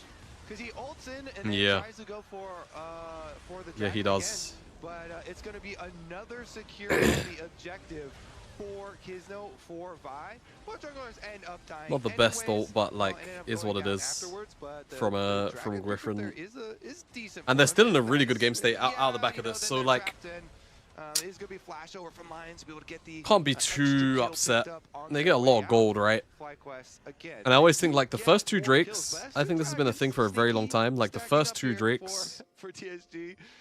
Maybe I think Guard's kind of laughing at some of these First two Drakes are always worth trading gold for. I mean, look, they're up 3k gold. Early on between Calmy and Quad. Oh, ends up Quad. winning by flashing over the wall and then throwing out the unraveled Can Earth, move or meaning everybody on DSG has can't to move? overcommit to finish the kill. Now Quad does get picked off in Okay, the side good lane. pick. Calmy and Lions working together to grab that Can they kill turn for this into themselves, tower? brings the flag There's a close little to bit the of lane, 3-3 crystalline on kills and crust. deaths. Calmy wants to knock down this tier And 1 they've got turret. 3 Cryogen grubs, is so they should waiting get it. nearby, but the Alistar alone And cannot nothing's stop really going this. on the other This side. guy Like, you will can't pick up really... the first turret of the Can't really game, cross-map down 19 there. minutes in. No play And to it be does made go to mid. Rise, which is good So this 'cause is always going to be their one of the plan is annoying pushing things about hard, this you know, composition in general. and making these picks, so they make another good From pick. They FlyQuest do is that they continue don't to have push reliable it, they get engage. more Like, the way that on their the fights are Rise. going to happen have to be around But objectives, I realistically. foresee the future Dragons and team fights still being something that they're going to have to overcome. Why Alistar is far chasing this guy. Yeah, he's got a TP coming in trying to help him. Is Meanwhile, this- the mid lane tier 1 is under Is this pressure. useful? Weaver's wall from Quad to cut They're also off missing a Calmy's pretty big escape. wave He over flashes there. away from the seismic shove. He wants his realm warp, and the Oh, timing he just is about gets it. perfect so that the Alistar headbutt doesn't connect with the Rise model before the realm warp triggers, and that means the Rise gets away. Calmy is safe. Cryogen and Quad's plan is foiled. Good escape there. Wow, rest of the map's fairly calm farming over here, but that is going to make it a little bit more difficult to split push. No flash for the Rise. I mean, Yeah, no it does more feel super really close, hard, so I that think. doesn't really matter, but the flash investment Does feel maybe this is an really area hard. here now for It's okay. FlyQuest. Cryogen is right back on the top side of the map. They got a Oh, pick they got a pick, themselves. yeah. Wow, FlyQuest okay. get the kill. Immediately here, Lions is down. Masu able to use his ult to follow up and get the kill. Money into Jin as well. This is dangerous territory. Ooh, Masu now could be the one in danger. As If he just Kizzo has to use found barrier, right this on is the okay, enemy but I think he's... carry. Yeah, Jed Sajid finally just presses joins the into button. kill. Now, Flash though, over the wall, it's pulls like, the is it Rise, overcommitment? but Jed gets away with a nice Sajid, no flash. flash, He is a minute and a almost half before disguised. Drake. They'll And find Masu their didn't blow his way to make flash. it an even trade after And the frankly, as long as 2-4 DSG is can't found Nash, which in they the can never enemy really do on jungle. this timer anyway, Masu down here, no barrier. that is He just a didn't feel-good actually play. get the However, chance again, to that use gold his lead that was flash 3k is there. now down to 1k, so it's Jed, effectively kind of a meanwhile, nothing using burger. both ultimate And flash items on both sides reinvestment are on this pretty kill. much even. And Dragon is a So minute away, a Gakkos, little with bit his over little a gold minute, lead that he 15 has, seconds here he's for got it. 2 items. He's got So 2 our items eyes over peeled for this. I'd say Rise over the keep one pushing, of the keep pushing the on top Hydra, side. so They do that's good. at the very least have one ward in that red quadrant of the jungle, so he's trying to keep I up don't some know why pressure up teams there. aren't picking more split pushes. I Of just course, think it's it's a harder to make them little work in bit general dangerous without you flash, in but, pro play. Like, the champs are They don't. He doesn't have too much to be worried not about. utilitarian so enough. try and get the early shove up there first. I will say, I'm surprised we haven't to seen more reset, Camille. Right back down to the other I think side, Camille is at and least a bit of an exception to the rule. just actually swap Like, the Camille is Rek'Sai decent into top. Sion, Rek'Sai she's with decent into teleport available. Cassante. So Rek'Sai here has the teleport available, so you can split up there no problem and just She's got wait good for the synergy with a arrival lot of the mids this and dragon junglers number in the game 3. right now. Meanwhile, Like, Quad's gonna have we're to getting back air quotes off side laners from mid pushing that lane, top side, right? Like with like as Talia and does not Ryze have and even the Azir. flash cooldown. But we're not Actually, getting so many from top, and that this is definitely ult to there's not really so much for with me to Talia say. passive speed, surfing Her across items the all suck. walls and Yeah, I having the guess they're not ultimates. like strong. Cool. Hold on now. Kizno and That's Calmy definitely true. Fighting back against Gakkos and Griffin as a TP arrives for DSG. Defensive ulti from Gakkos. Gets himself away from danger, but is knocked below half health. Will have his teleport. Yeah, I suppose so, but like she's got cash back. Yo, Gakkos. To bring him back into the fight if he I needs don't know, I feel like it Kizno's can't be that still bad. Like, she can go lurking grasp around, seeing maybe there's an inspiration, opportunity there to go after go Quad. cash back. This Her is items are so really point. expensive, and His then disguise can guarantee that they yes, get it. getting to that Devastating first flash second from item is a bit Goes rough, Mark but finally then was hoping afterwards you're kind of chilling. disguise might have been a I don't know, little maybe bit I'm too arrogant in their underestimating movement, trying to how just face bad check it into is the punch. They early. won't do so here just yet. Cryogen goes in for the headbutt Okay, ball. well, Gakkos is still resetting right in front of them, by the way. He's TP'd in. Masu is fine. He's still got flash. Sajid couldn't follow, and Quad didn't die. Oh, now he followed. Really nice attempt from Sajid, but he just doesn't have the damage there. Fine route. Ooh. Oh my god, Sajid, you beast. Wow. Insane snipe. Really well played from DSG this fight in general. The castle is oh my god, stop it. Okay. plus Cryogen work together to take down the enemy top laner. It's a bloodbath here. That could have been weird. Oh my goodness, that was quite the That could have been scrap, weird. Flowers. You got to keep your eyeballs on like 3 separate areas of the map to keep track of this team. Okay, so bottom side, they go for the engage. Bard only hits the Kiana here. Yeah, so like Vi's ISO up here. It's just really weird, right? No one's really able to kill or touch Masu, but Quad doesn't die because he's also got Archangels. And Sajid tries to ISO this really nice attempt, but then he plants, and it's like Quad kinda has to block. And you're getting the kill here. Opens up the Jingle. You're stuck in But place. yeah, He knows where you are, so it's an easy really good from Sajid, and he manages to get out. We get Hex Gates while the same time as Magical Journey the other way, and people just porting all over the place. And you got the crisscross. Oh, whoa. Oh, Sajid is. Oh my god. I've got to say, that Bardar was sick, but it's just not enough space. FlyQuest collapsed to guarantee the kill. While we were in the replay, FlyQuest also secured that third Drake, so Disguised is not on Soul Point. Their stack has been stopped. Kisno is currently in a very compromised position. If he gets caught here, this is potentially Baron for FlyQuest. Yep. That is a massive blunder from One random control ward. at this point in the game. Oh, that feels really bad for DSG. It's 35 on Kisno, and Caught in River, kind of random, we didn't see because of the replay. Lions looking for any opportunity to slow Into lose jungler from a single ward in side lane brush. Yo, Gakko's, we need you to, yeah, not the most coordinated Nash. This thing, these early Barons are a bit hard to take. So I want to go over that from Kisno, because given the situation where Sajed just got picked off and you have no AD carry, there is some threat here. So he's probably thinking, I need to get, into a sneaky spot back here behind Baron. Thank you, observers, actually, for showing this ward, because this is what I want to highlight. And that's the area Kisno was walking into. You have to get used to, though, in the current patch with this new, Phaelite spots, that is a extremely common spot for opponents to have warded. That spot that was up by Krugs, and you see there's a control ward there, and that's the control ward that did see Cryogen shut to R. and led to the jungler getting picked off. Just flash, sorry. The Kaisa, and so it's just something you have to get used to, where like there's some really common warding spots now that you kind of have to count on when you're going for these like, oh, I gotta play a little risky right now, and I gotta like threaten Baron steals or something like that. Important to note, we also saw a Tempered Fate fly out towards Cryogen, a Realm Warp that was going to arrive directly on top of it. So Cryogen had to flash away defensively on the Alistar. We know how powerful Flash, Headbutt, Pulverize combos are for just snap starting a fight. So that's an important tool that FlyQuest will not have. Even if there's not another fight until 2.5 minutes from now for the next Drake, Cryogen's Flash should still not be prepared for that fight, or if anything, just then coming up off of the cooldown. So I want to see if Disguised can find any sort of a punish for this. There is Bandle Pipes plus the Zeeks for Cryogen. The Alistar is honestly feeling pretty strong. Yeah, and then if they're able to ward up the brush like around Dragon Pit, then it makes it hard for the Alistar to like get in a good spot for a Hex Flash or anything. So if you don't have your real Flash, it definitely is going to take away a lot of threat there. And if DSG can split push effectively, and then they can utilize that to try and get Vision set up in their favor. So one thing that I'm also seeing here for the next fight, Seeker's Arm Guard unbroken on Sajed's Kaisa. We've been seeing him absolutely unafraid with his killer instincts, and this is going to make him even more fearless if that is possible. He will be flying into the back line. They will be trying to get those assassinations onto Quad or onto Masu, and it's also that much harder for somebody like Griffin to achieve his goal of bursting down the Kaisa if he finds the angle. But now it's Calmy who ends up getting caught here in the side, just chain CC'd straight to death, and Griffin takes the kill. Yeah, good Griffin night, on sir. 3 items here, punishes the split push right over the wall, nicely set up.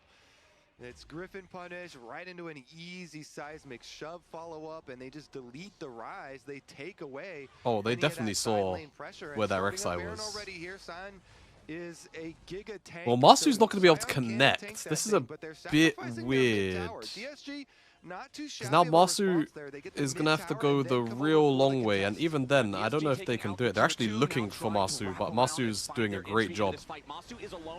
They were looking for Masu there. Now they can try and play the Nash. Good Bardar. They're going to combo Griffin. Can they one-shot him? He's dead. They're trying to burst the Nash. There's no jungler in the play. I think. Finish the Nash! Finish it! Good job! Oh my god. Oh, we're getting freaky. Oh, we're getting freaky. Great ult from Lions. They're gonna destroy the map. Oh my goodness, they dissect them. Bardar here. Oh, it's stun into Bardar. The Bardar doesn't even hit the Nash. Bard ult sets it up so you get instant knockup. Instant knockup, instant pushback. Saja just kills straight away. Then they're able to combo the Talia straight away. Does get Zhonya's off, but realistically just dead in combo. And then they can do Nash. What a great setup. Good stuff, Bard. Really nicely focused here. They kill off the Kiana and then right over to the Talia. Now we're looking again. Yeah, Griffin. Oh my god, actualizer. Display of talent, but he misses. Disguised already, and now they're hitting back. Oh, Flyer collapsing. Flyer collapsing. A whole lot to try to protect the support. Tempered Fate locks up. Gak goes the tier 2 turret down here in the bottom lane, just barely standing. One auto attack. Flyer collapsing. Be able to finish the thing off. Really huge moves coming out from Disguise. They are not slowing down just yet. That Baron fight, Masu being isolated up there in the top lane by himself where he couldn't approach. Meanwhile, Sajet is in the pit, firing at Kathy and Reigns and everything around him. The difference in the way that the 80 carries were allowed to play was massive. And now Disguise with their 5v4 for the next 10 seconds are knocking in the front door of the FlyQuest base. The tier 3 turret in mid lane is down. Restart that hype train for DSG. Flowers. The train is back on track after a slight detour from game number 1, getting blasted. Yeah, we don't talk about that. Yeah, but it shows good mental, Flowers. The good mental here. They were not perturbed by game number 1. Immediately back on track here in this game. That Baron defense from them, nicely focused. You know, surgical removal there of the targets. Delete the jungler, then immediately vial over to the Talia, and they got a lot off of it. Huge gold swing off of that play, and it's Dragon Soul that will be arriving in just about 3.5 minutes here for DSG. Well, it's not just the Dragon Soul spawning in 3.5 minutes, my friend. It's the next Baron spawn as well, and this always creates very interesting situations. You brought it up in game number 1 when the shoe was on the other foot for FlyQuest being at Soul Point, where it's just like, if you're the Soul Point team, you can say, all right, you'll get the Dragon, I guess. We'll just take Baron, right? And that's not an even trade when they're not getting a Soul for that trade. Yeah, DSG, oh, good flash from Kizno. Had the flash. Good looks from Quad there. As FlyQuest scramble to defend their base now, Disguise wants to make a multi-pronged attack. No, it just feels hard. Like, FlyQuest don't really have a lot of damage. They have to blow up the squishies, but there's not really a target to blow up, you know? Like, being huge, and that is the evidence right there. All right. Feels hard. Feels really hard. They can finish the job then, because I think they really had to snowball, and then, like, you get one good shot at Nash, there's not a lot of defense, but and they kind of just they still fumbled have them. the possibility of going for a big team fight at either the Dragon Soul or the Baron. I mean, you basically, you want to keep the vision on Baron and then have the pressure towards the Dragon. And Dragons, the last Dragon is fairly tanky now. They buffed up the tankiness of the Dragons by way of the debuff when every Dragon that you take makes the consecutive ones that much more reduced damage taken. Yeah, beefier. And so it's not like going to be an instant take for mine. I guess still pretty fast. It's a Dragon, it's not Baron. But it does give the possibilities here for FlyQuest to, you know, use like Sion ult into Kiana ult and still have the capabilities of winning a team fight. So while DSG, the hype train has been restarted, they are definitely not out of danger yet. FlyQuest still definitely have the capabilities to win a team fight in order to win the game. Surprised? No. But, like, for the bad reasons. Like, I think he probably should have got a spot on a bottom team, but fully completed Zhonya's hourglasses on both the carries for Disguise to be able to get them out of being the primary target for the FlyQuest burst, alongside the fact that this is now Just kind of is what it difficulty is. rise. Kobe, he has his actualizer. Lions also had a pretty good alongside year. 2 GG tier mana items. He's got the Seraphs, he's got the Rod of Ages. The actualizer turns this guy into a monster if he's able to Gatling off some spells during that short activity window. It means that FlyQuest has got to all be on the same page when they make these engages. They can't be having haphazard fights like the one around Baron where they just got bursted down, where Masu wasn't able to contribute. Disguised is really challenging FlyQuest in this one. Yeah, game number 1, it sucked. 15-1, whatever. Game number 2 is a whole different game, and FlyQuest is this close to losing it. Yeah, I mean, we got the comms listening after that game number 1. DSG were able to literally laugh it off. They were and joking about the scoreline and Kizno having the single kill and being a beast. And honestly, Kizno's done a lot of work this time around too. His smites, getting a lot of these objectives, you know, with the Herald the Dragon, and of course the Baron was uncontested. Oh, hold on. Nope, Tempered Fate. Okay, but now Castle's behind them.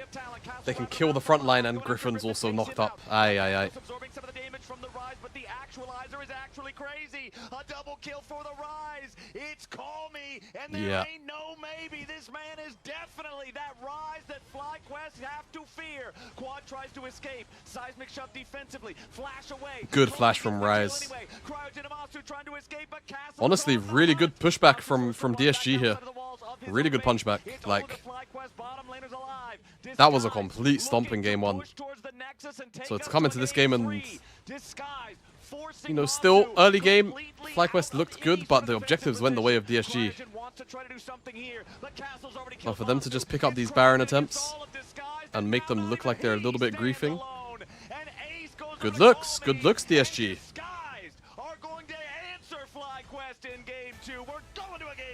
Good looks. DSG giving us a series in exciting fashion there. At the end, Call Me really pumping, and he flashes in to secure the like, genuinely, when you think about it, DSG, go for the win. I mean, they did win a fair few amount of games in the end. But, like, they've already got as many wins as it took, like, individual game wins as it took, I'm pretty sure. For them to, like, it took them, like, 3 months, I think. Something really silly. Okay, I'm gonna... Oh my god, look at the brother with the Stony. Look at the brother with the Stony.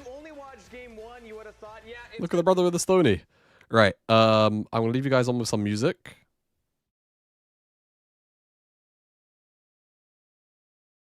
And I'm gonna go grab a plate of food. Or a tray, I don't know yet. I'll be right back. Oh, and I think I need to run a small amount of ads, not like a crazy amount. Or maybe it is the big one. Yeah, no, it is the big one. Yep. It's 2 minutes. I'll see you in a sec.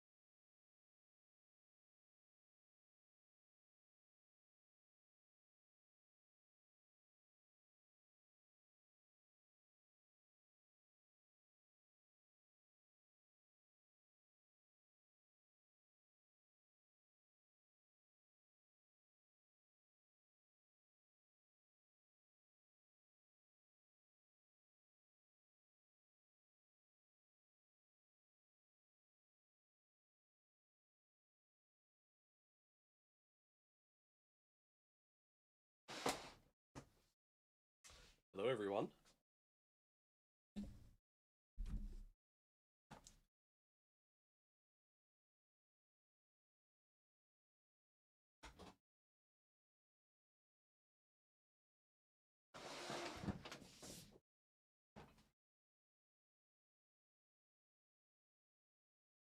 I have a bit of a feast going on.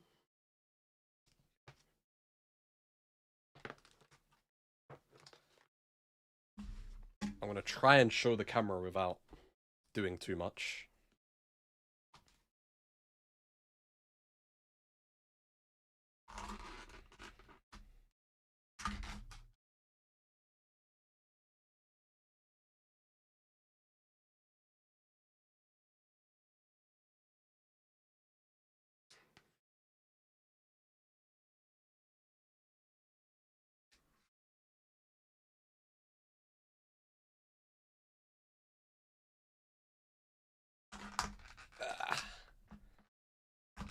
There we go.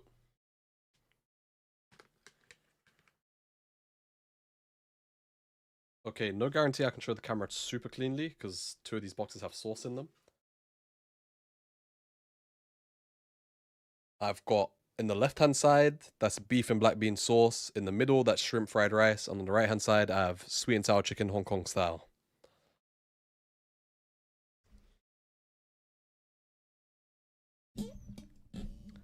That is my my dinner.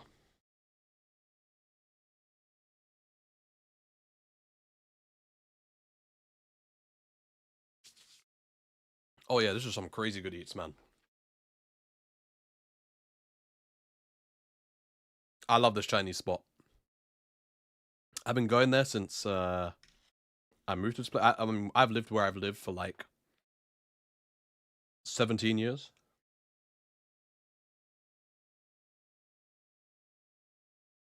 This place has been there the entire time.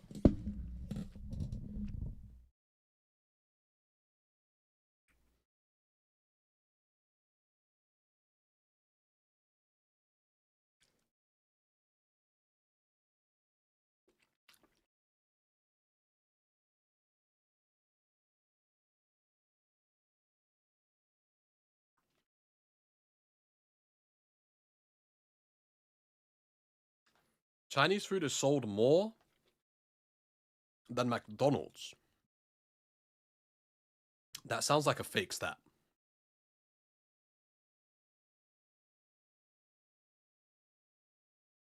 Because per capita, there is more Chinese food restaurants than McDonald's.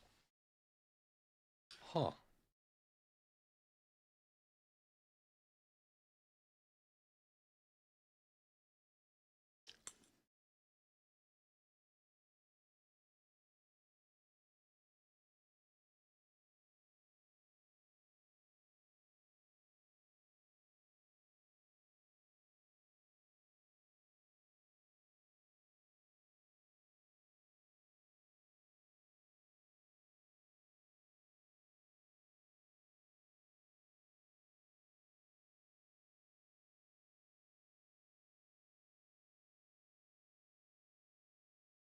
There are more physical locations. Really?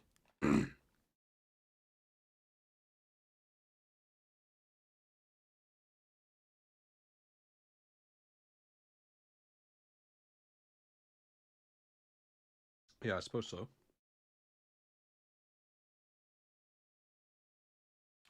Is Chinese food still cheap out there? I feel like all takeout food, just in my short time of going there and not going there. Pad! Oh my god, good evening, bro. Congratulations on the good-looking week so far. Pad, I must know, what did you do to Kazi, Humanoid? And no, just what did you do to the whole team? Like, were you walking around belt in hand, like the facility this entire weekend? Or this entire week when you were scrimming, or? They've looked incredibly good.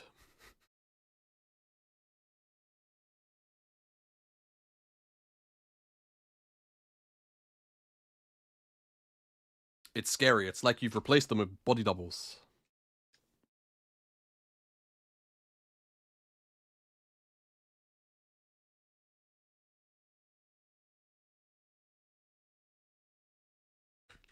I couldn't believe how, especially the game yesterday. Like, poke comp in EU, and it doesn't look like complete arse. Like, brother, you might just be the Pep Guardiola of League of Legends. You might have solved it, bro. Between FlyQuest and Disguised. If you're just now joining us, game number 1 was an absolute stomp. Final score was 15-1. FlyQuest won the laning phase, they won the mid game, and they slammed it before we ever even really truly got to the late game. Game number 2, FlyQuest had a more moderate lead for a little while, but Disguised was able to punish when FlyQuest got too cocky, and then once Disguised got the lead, they closed it out, they take FlyQuest down, and they bring players are very happy for now. Yeah, of course. Best ofs are best ofs, right? Or best of ones are best of ones, but it's really good looks, man. I'm really excited. I'm starting to feel a bit vindicated. I was bigging you guys up a lot. Very excited now that we had the I was starting to think, oh shit. DSG, they're sticking in it. I still would say, is it going to be bad? Is it going to be mid? Early like pressure. You're yeah, kind of still worried for FlyQuest. Yeah, Pad, whilst we have you here, thoughts on the LR games lately? Seems that you're playing them next weekend, right? And get an advantage to work off of, because that game, FlyQuest were very good at snowballing. DSG, though, I like how they were able to fight their way back in. Well, I was just so surprised also in game number 2 in the draft, just the such early lock on Jhin and Alistar. Alistar is not a strong laner. Alistar is not really bad look for G2, but very happy for the LR boys. Put pressure on your opponents. He just, yes, he moves, I agree. He'll heal you a little bit. That's basically a lot of my take. Early on, he's just kind of, he exists. That is a lot of my take.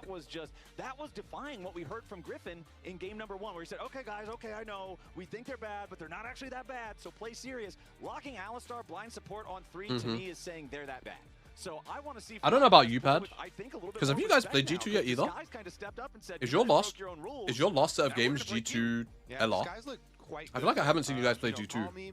Very big bounce back game from him. You were highlighting. But I actually had a lot more faith in G2 to like prep appropriately draft-wise. Definitely had tomorrow G2. Okay, well, good luck there. But I had a lot more faith in G2, like prep-wise. If there's something I would have thought G2 would be like ready for, it's a team that's playing in their league that plays weird shit. And draft-wise, I just can't say that I left that draft particularly enamored or impressed with what G2 like put on the table. Taking out a few more of those primary picks. So FlyQuest have chosen first pick, and Disguise just very selected weird. red side. So just what you're used to from a decade and a half of watching League Esports here in this one. Bans are underway. Pantheon and Nico banned out by FlyQuest. Okay, Fly first pick. The other one they've been banning out. It's your red side, so it's a normal draft. Jason Varus remain banned by Disguised. Nico does get banned this time, unlike that that game 1. Mid lane, I'm always like, okay, sorry, game 2. We're gonna get the Azir Orianna trade. Now we're gonna get the Talia Rise trade, and but after you get those 2 trades out with Fearless, then you start to have some fun. Okay, cool. What are we looking at? So they're not letting Call Me have that much fun because Zin is still up. And Bessa, that'll probably go into Griffin's hands as well. And you're in the tier of like Ari, which should in my head mean that Yunara type champions for mid lane. Yes, pardon me, Yunara, Sivir, but probably Yunara. And Bessa here though, when Rumble's already Aphelios, really? Okay, let me not talk on the hovers. For the lane counter is a little bit dangerous, and Castle definitely. Oh, don't fall for the bait, guys! You're playing versus Griffin. Don't fall for the bait. Okay, okay, okay. Like, fine, yeah, you could have the Renekton into it. Like Gakkos is just that confident that he's not going to lose lane very hard, and then you get to be Ambessa later on. Oh, we'll have that Renekton locked in alongside the Aphelios here for Disguise. I mean, Cassante and Sion are both out. There's no Renekton, there's no Rumble. But Gakkos plays carry stuff. Like, Gakkos will play, like, Gakkos is the kind of guy that will play Kennen. Like, he'll do it. Or yeah, like, he'll do this, bro. As Aurora, one of those champions that you name about the mid lane pool. Dude, what? DSG, are we for real? Mid lane this game, indeed, it looks like we're gonna get jungle Ambessa. I know it's just like strong, like generically strong champ, right? Once we're at this point in draft, but a huge Ambessa player, so not all junglers can jungle still Ambessa, probably Zin, unless they want to go, Lulu and ban out something like Nautilus, yellow on yellow again, but like ban out something like Nautilus. That's a W. paid for with their like tickets here Lulu to into watch Griffin, engage because bans, these are the basically. types of champs They that you take come in Nautilus and you themselves. really wanna watch Interesting. Griffin on. Is these Okay, big reliable carry engage. champs like Mbessa. So we're actually not getting the Mbessa Renekton matchup. That's why they did it first pick. It's a bait. They're like, yeah, this is a flex pick for us. Not all teams are. A lot of teams are. Well, but Sivir some, you know, and it's, Yunara are like, the best more ADs respectful still than left others. up. Yeah, exactly. And, More but lame bully Griffin is answers would one be of the something like junglers that MF. has 100% like full confidence. Something in, like MF, maybe. in these types You of could also ban champs. So, support, very but excited to see. Anyways, you already I don't mentioned love as it. Well, it's combined with Aurora. I think Aurora and very good solo laners to combine this carry champ with because they both have very good setup. You know, the Aurora slow. I'm not in love it's here. not hard CC, but like it is very good CC. That and the ulti.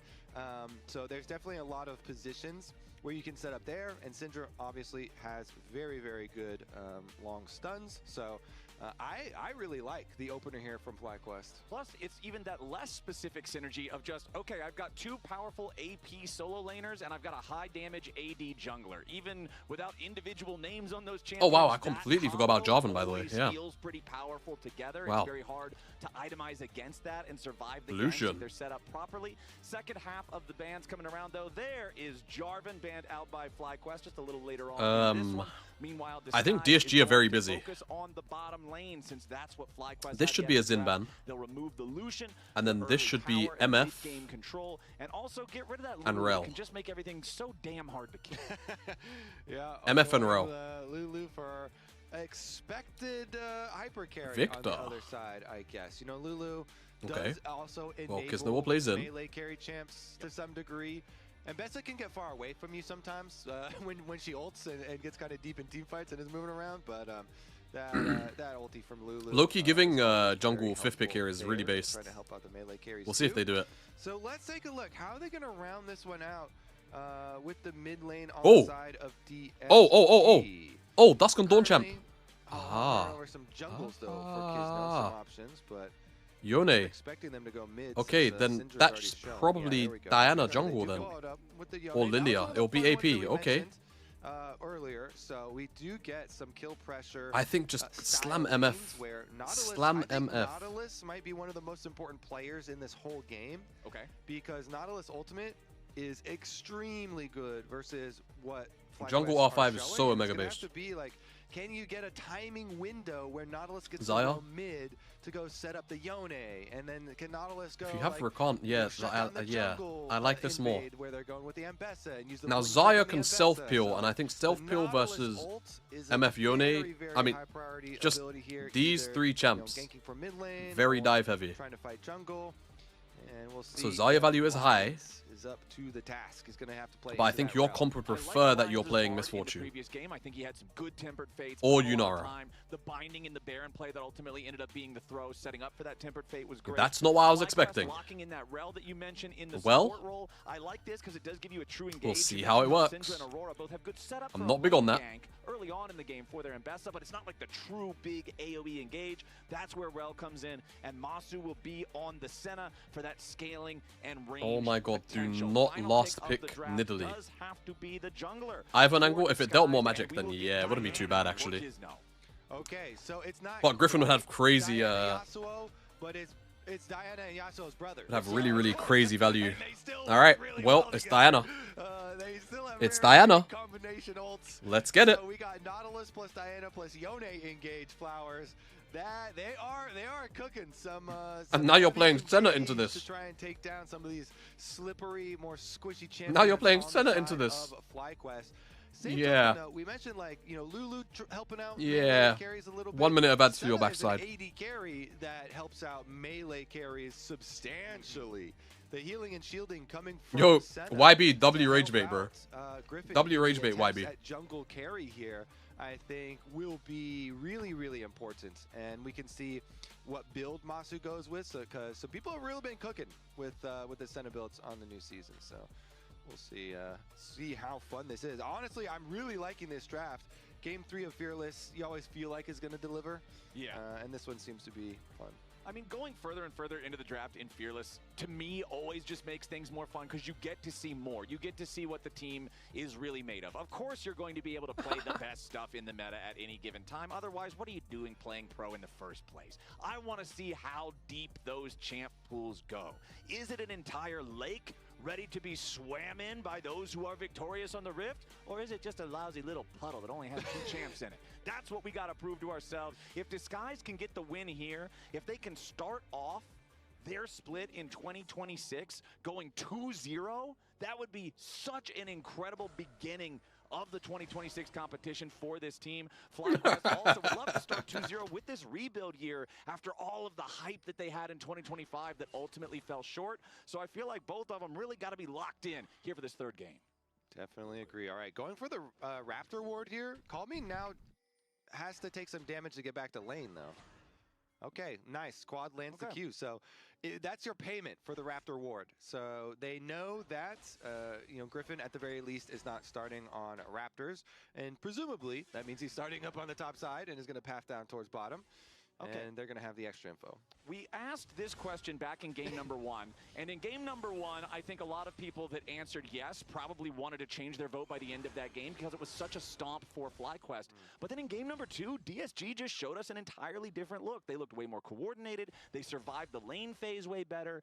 So we want to ask the question again now, does Disguise have what it takes to finish top 4? Can they be a top half team in the LCS? By the time Yeah, Subway as a kid, that's just fire. We'll see what y'all have to think. I like it. Keeping track. We've run a version of that poll each game.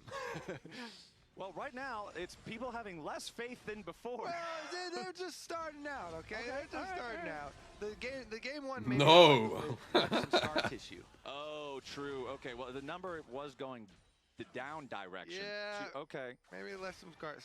Yeah. No, we'll check back in later. All right. Chat does not forget. Yeah. The game 1. You don't want to watch the numbers, Flowers. Okay. All right. We just got to let them ride. Yeah. Just let the numbers roll as Quad's going to try to get as much damage early on as he can. Just try to use the range advantage on Call Me. Keep this guy pressured. Once Yone gets to full build with Vamp Scepter and Berserker Greaves, the lane can become significantly more difficult for ranged champions, especially once he's level 6 and can close that gap easier. So you really got to try to bully this guy off the playground from the moment he gets to school. Yeah. And we mentioned, Yone level 6. Also, when Diana gets level 6, very, very scary. Because especially with Diana being one of the really strong Dusk and Dawn users. Such a good item. It is such a good item on the champions that it is good on, that have passives that make it effective. And Diana certainly is one of those champions, so we'll get to see that on full display. Kisno here, assuming he's rushing Dusk and Dawn. And then we'll see once they get to their level 6s, what type of stuff they get up to. Meanwhile, Masu down here on the bottom side, the center he definitely should be. I'm kind of assuming he's still going to go like the 80 carry build of this like static shiv, and then maybe he would do a black cleaver for Griffin, because that is an option for 80 carry. Oh, this is weird. But there's been a lot Kisno has double tome, so I'm pretty... I don't know if he wins though. For the disguised side Raptors, as Quad is going to steal the big Raptor away. Okay. Griffin does end up smiting it as they hilarious W. Exit. Now Griffin did have. It did use Griffin's flash though. Yeah. I don't know. I don't know. Like. Camp is generally not the ideal trade. No. I concur, Flowers. What this does for the level 6 timer though is that's what you have to think about. Flash out, so yeah, that's disaster. Yeah, and it's just the. Okay, wait a second. Nautilus ganking mid. That was another thing we were looking for in this game. Not gonna result in anything, but I like the idea. He was looking. As we were saying, you know, if you can burn that Syndra flash. Unfortunately, Syndra also running Ghost. So Ghost very effective at dealing with Nautilus ganks. Yeah. Oh god, Kisno's going for the slide back. And I think Griffin just smited Wolves, maybe? Ghost is gonna go a long way there for him. All right, Kisno is now returning the favor. He wants to contest Griffin's chickens. Oh, but Kisno is just taking 3 autos. Your Quad? Can we press buttons on Kisno or? A little bit of damage there from Quad with the Dark Sphere. I guess we're not allowed. Kisno's down to 200 HP. He just walks this one back away. Doesn't have to use his flash. Okay. But also didn't get Quad obviously didn't have either, I think. Or maybe just barely out of mana. Well, I still have my flash. But we'll see. We'll see if it actually ends up. They do. It's just really tiny. You see this? Fun Right early here, that's center moments here stacks. between mid-jungles That's Syndra stacks. and chicken camps. And one thing that's also different from the previous couple of games, It's just is really, because really of the small. nature of the matchup, Aurora versus It should anything definitely be a little bit melee, bigger. Gakkos is off to a very early lead in the Man, laning I've phase heard that over before. Castle just because he's Aurora interconnected. In the previous couple of games, it's been Castle usually that's feeling perfectly fine in these top side matchups. He's either even or slightly ahead, but against Aurora, you practically have to go down early. As Lions, not going to take a little bit of damage, but he's not afraid. They're going to keep pushing forward now. Why is it so small? I'm sorry. Why can't I feel it? I'm sorry. That pressured. They do both pop Lost. their heels in that extended trade, though. Yeah, and then I've been Griffin streaming knows for that 9 he's gonna have hours. to stay The brain with the is Senna on starting his to die a side. bit. Took some splash damage there from the blue gun, though, as Griffin was walking by for the Well, grab. Griffin has upgraded Smite, Alright, and this Kisno is doesn't. it, Crab number So 3. All right, Griffin's going after it, but a nice use of the dredge line to grab Cryogen from Lions as the 2v2 in the Oh! lane breaks out, but a ton of damage back on a Call Me. He's taking low, tries to use the Q3 to get What? away, and Kisno kills off Griffin They- for the first blood. Call Me they- still alive. He they backs lost? away once more.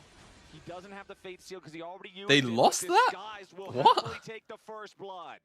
Okay. This moment's gonna I go need down a in I need a history. replay that's not. The team that focuses on one won thing there. The smite on the third grab for the level 6 lost the skirmish. Yeah, that's kind of crazy. That's crazy. And then this week, I feel like we had multiple interviews with like Blabber and Dom talking to. Wait a second. Q3 from Call Me. It forces Quad to take a sidestep so Kisno can show up and try to chase him down. Quad with the flash over the wall. Stays alive. Barely gets away from that one. Really good escape from Quad there. Yeah, he does have to use his flash, but so do the enemies. Right, both so of get them. Smite. All right, so he gets Good level flash 6, from and Call then Me. I Kami mean- was able to juke the ulti from the Ambessa. So Honestly, I think yeah, he got to the level 6, but it didn't end up mattering because Call Me juked it. Griffin- and then Call Me there had a Griffin has to beautiful be Q more through patient. both of them to gain distance and live.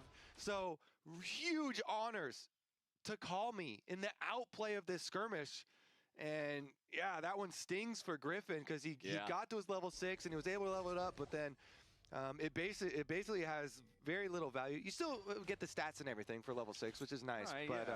but the juke there from Call Me and then the Q through both of them afterwards as well, super nicely played by him. And Kisno gets to be Diana auto attacking and just slapping him there. So now he got up to his level 6 and it resulted in a couple of flashes from them. Remember, it was 2 for 1, so Quad was able to evade that Diana gank.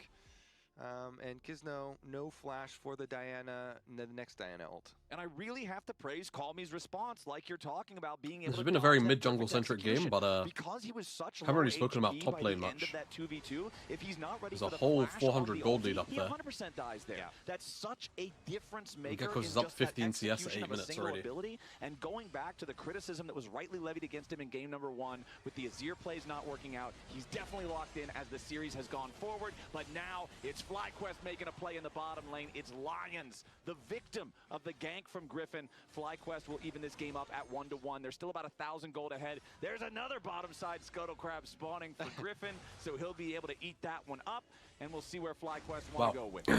Kisno that's a really good already time has Rocket Belt. for FlyQuest.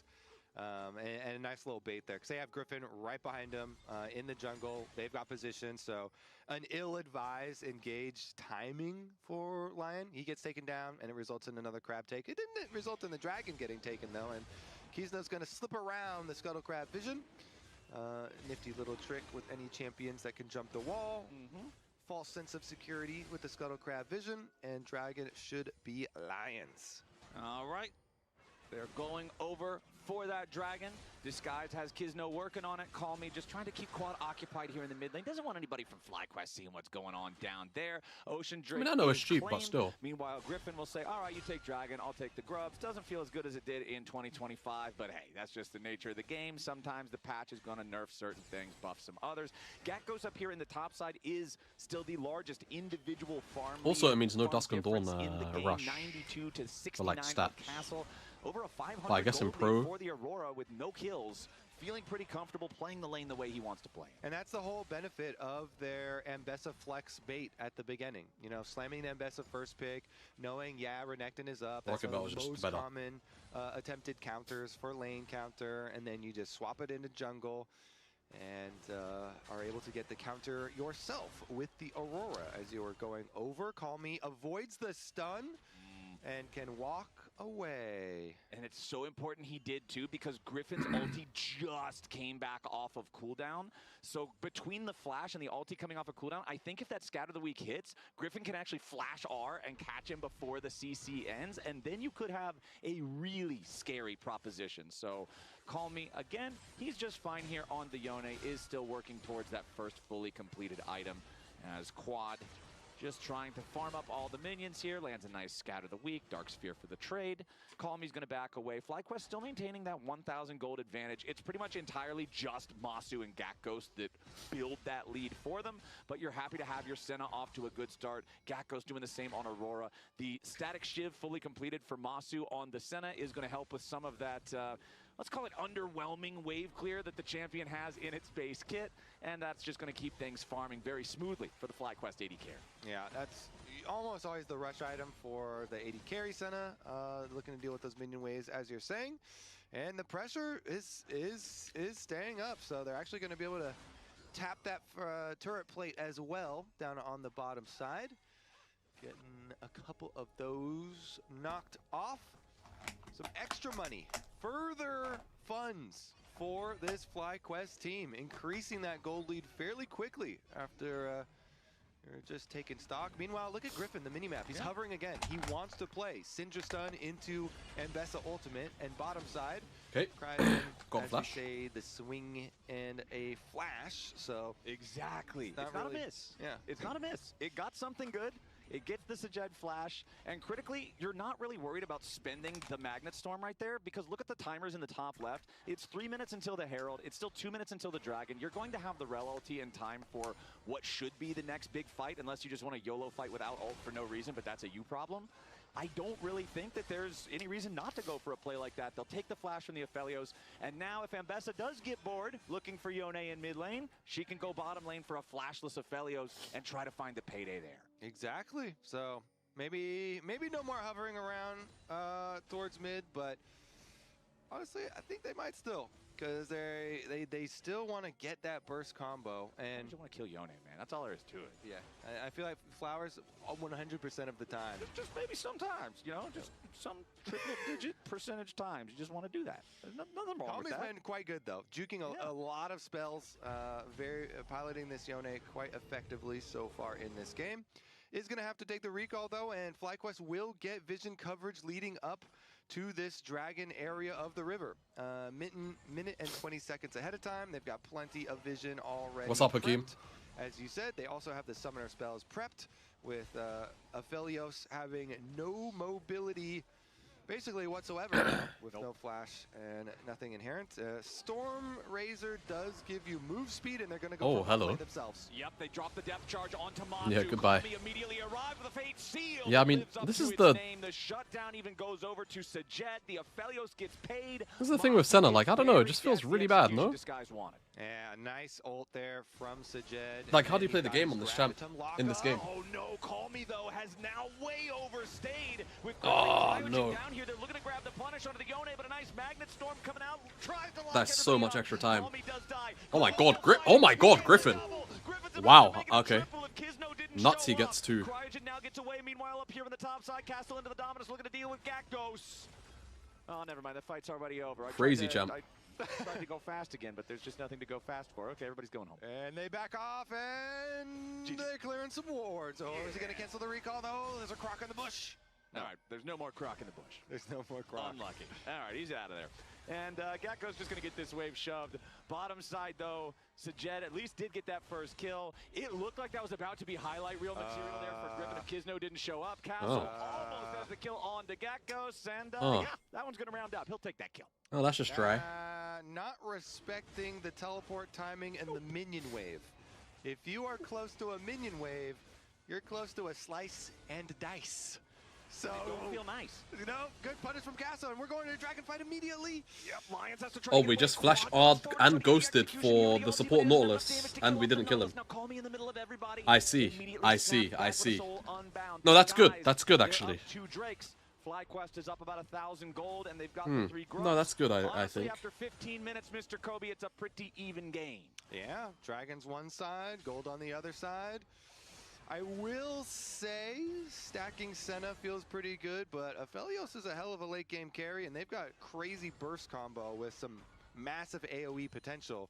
As we said, with the Diana, the Yone, and Nautilus being able to start out fights. And you basically just want to create offensive space here for Sajed, so he doesn't have to worry about defense. If your offense is that good and you're locking people up in some of these big AoEs in the CC, oh yeah, then you can take the early initiative. Griffin, though, he'll take the objective.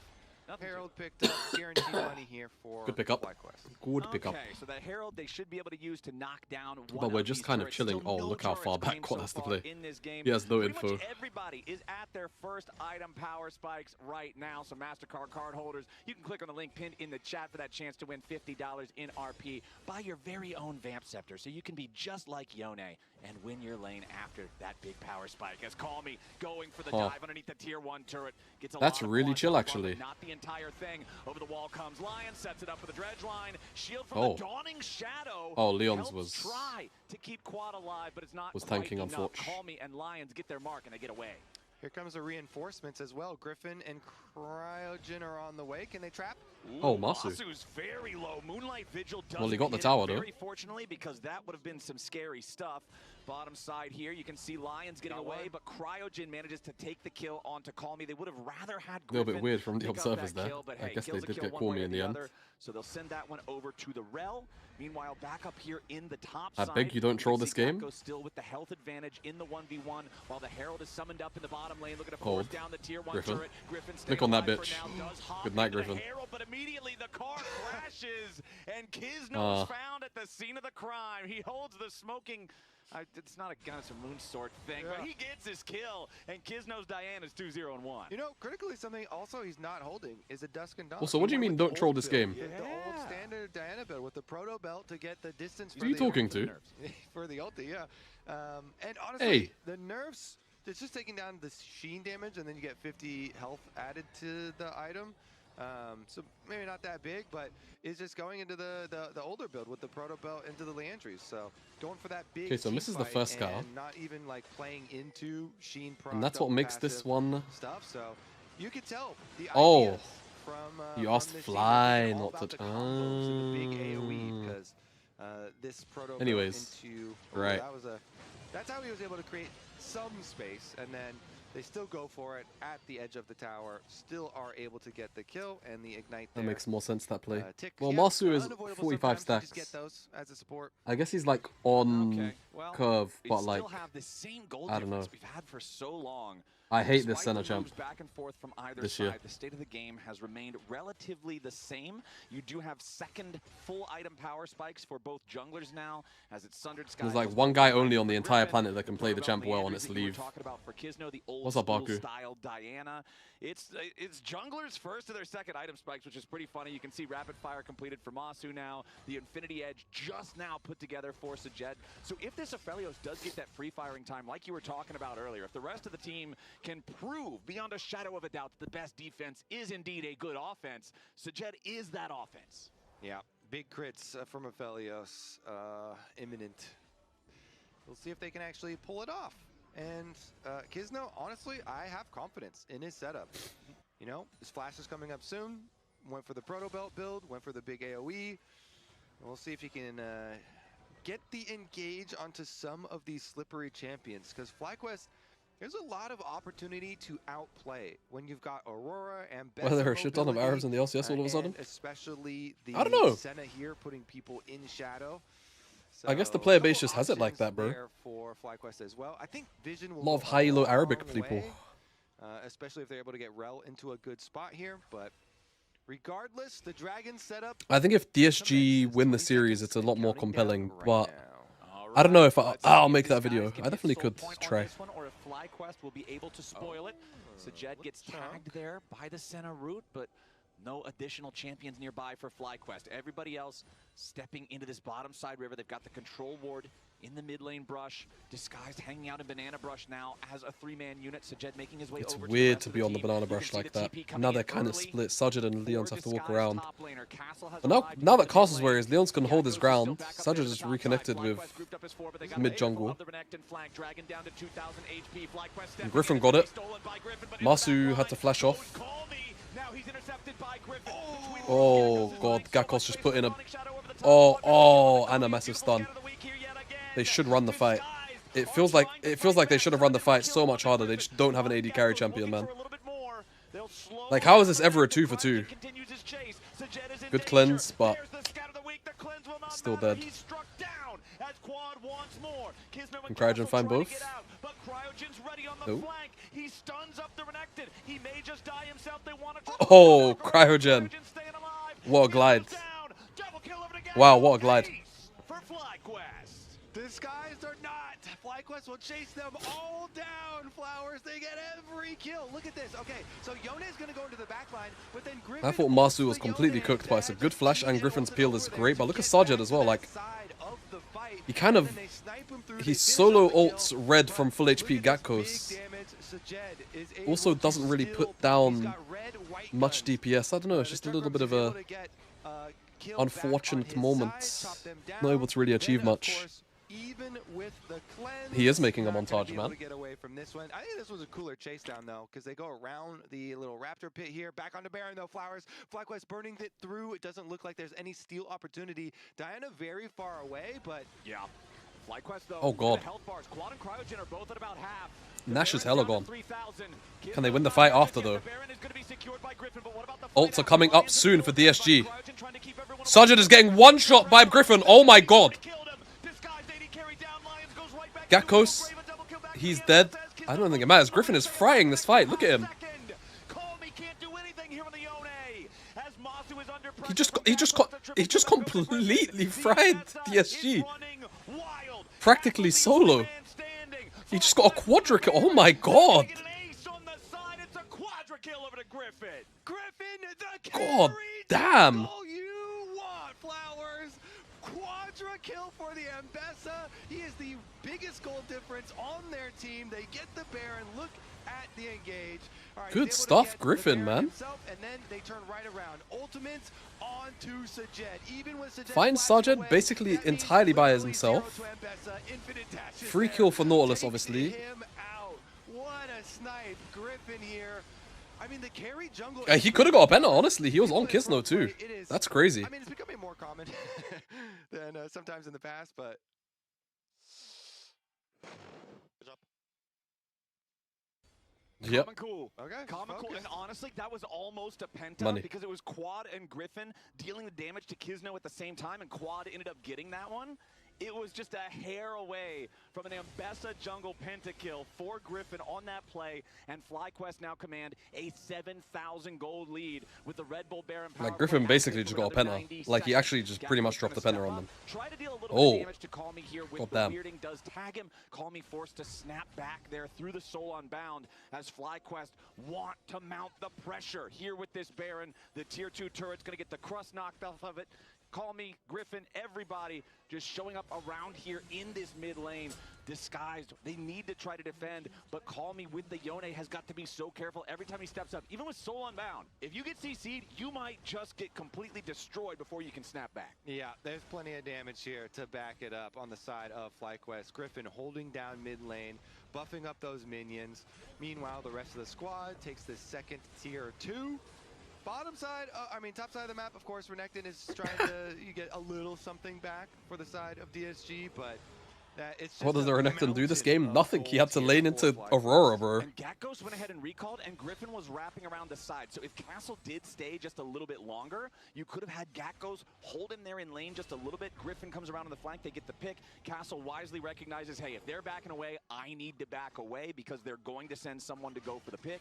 So FlyQuest won't get Oh, he's anything getting further Visage, I there. think. There's 10 seconds left on their Baron power play, likely not going to achieve anything more. So if you're disguised, you're at least happy to still have your tier 3 turrets intact after the Baron has washed away, but we have 30 seconds until the next Drake is live on the map. FlyQuest, since they stopped that third one, means the Disguised can't try to snag the soul here and re-equalize the game.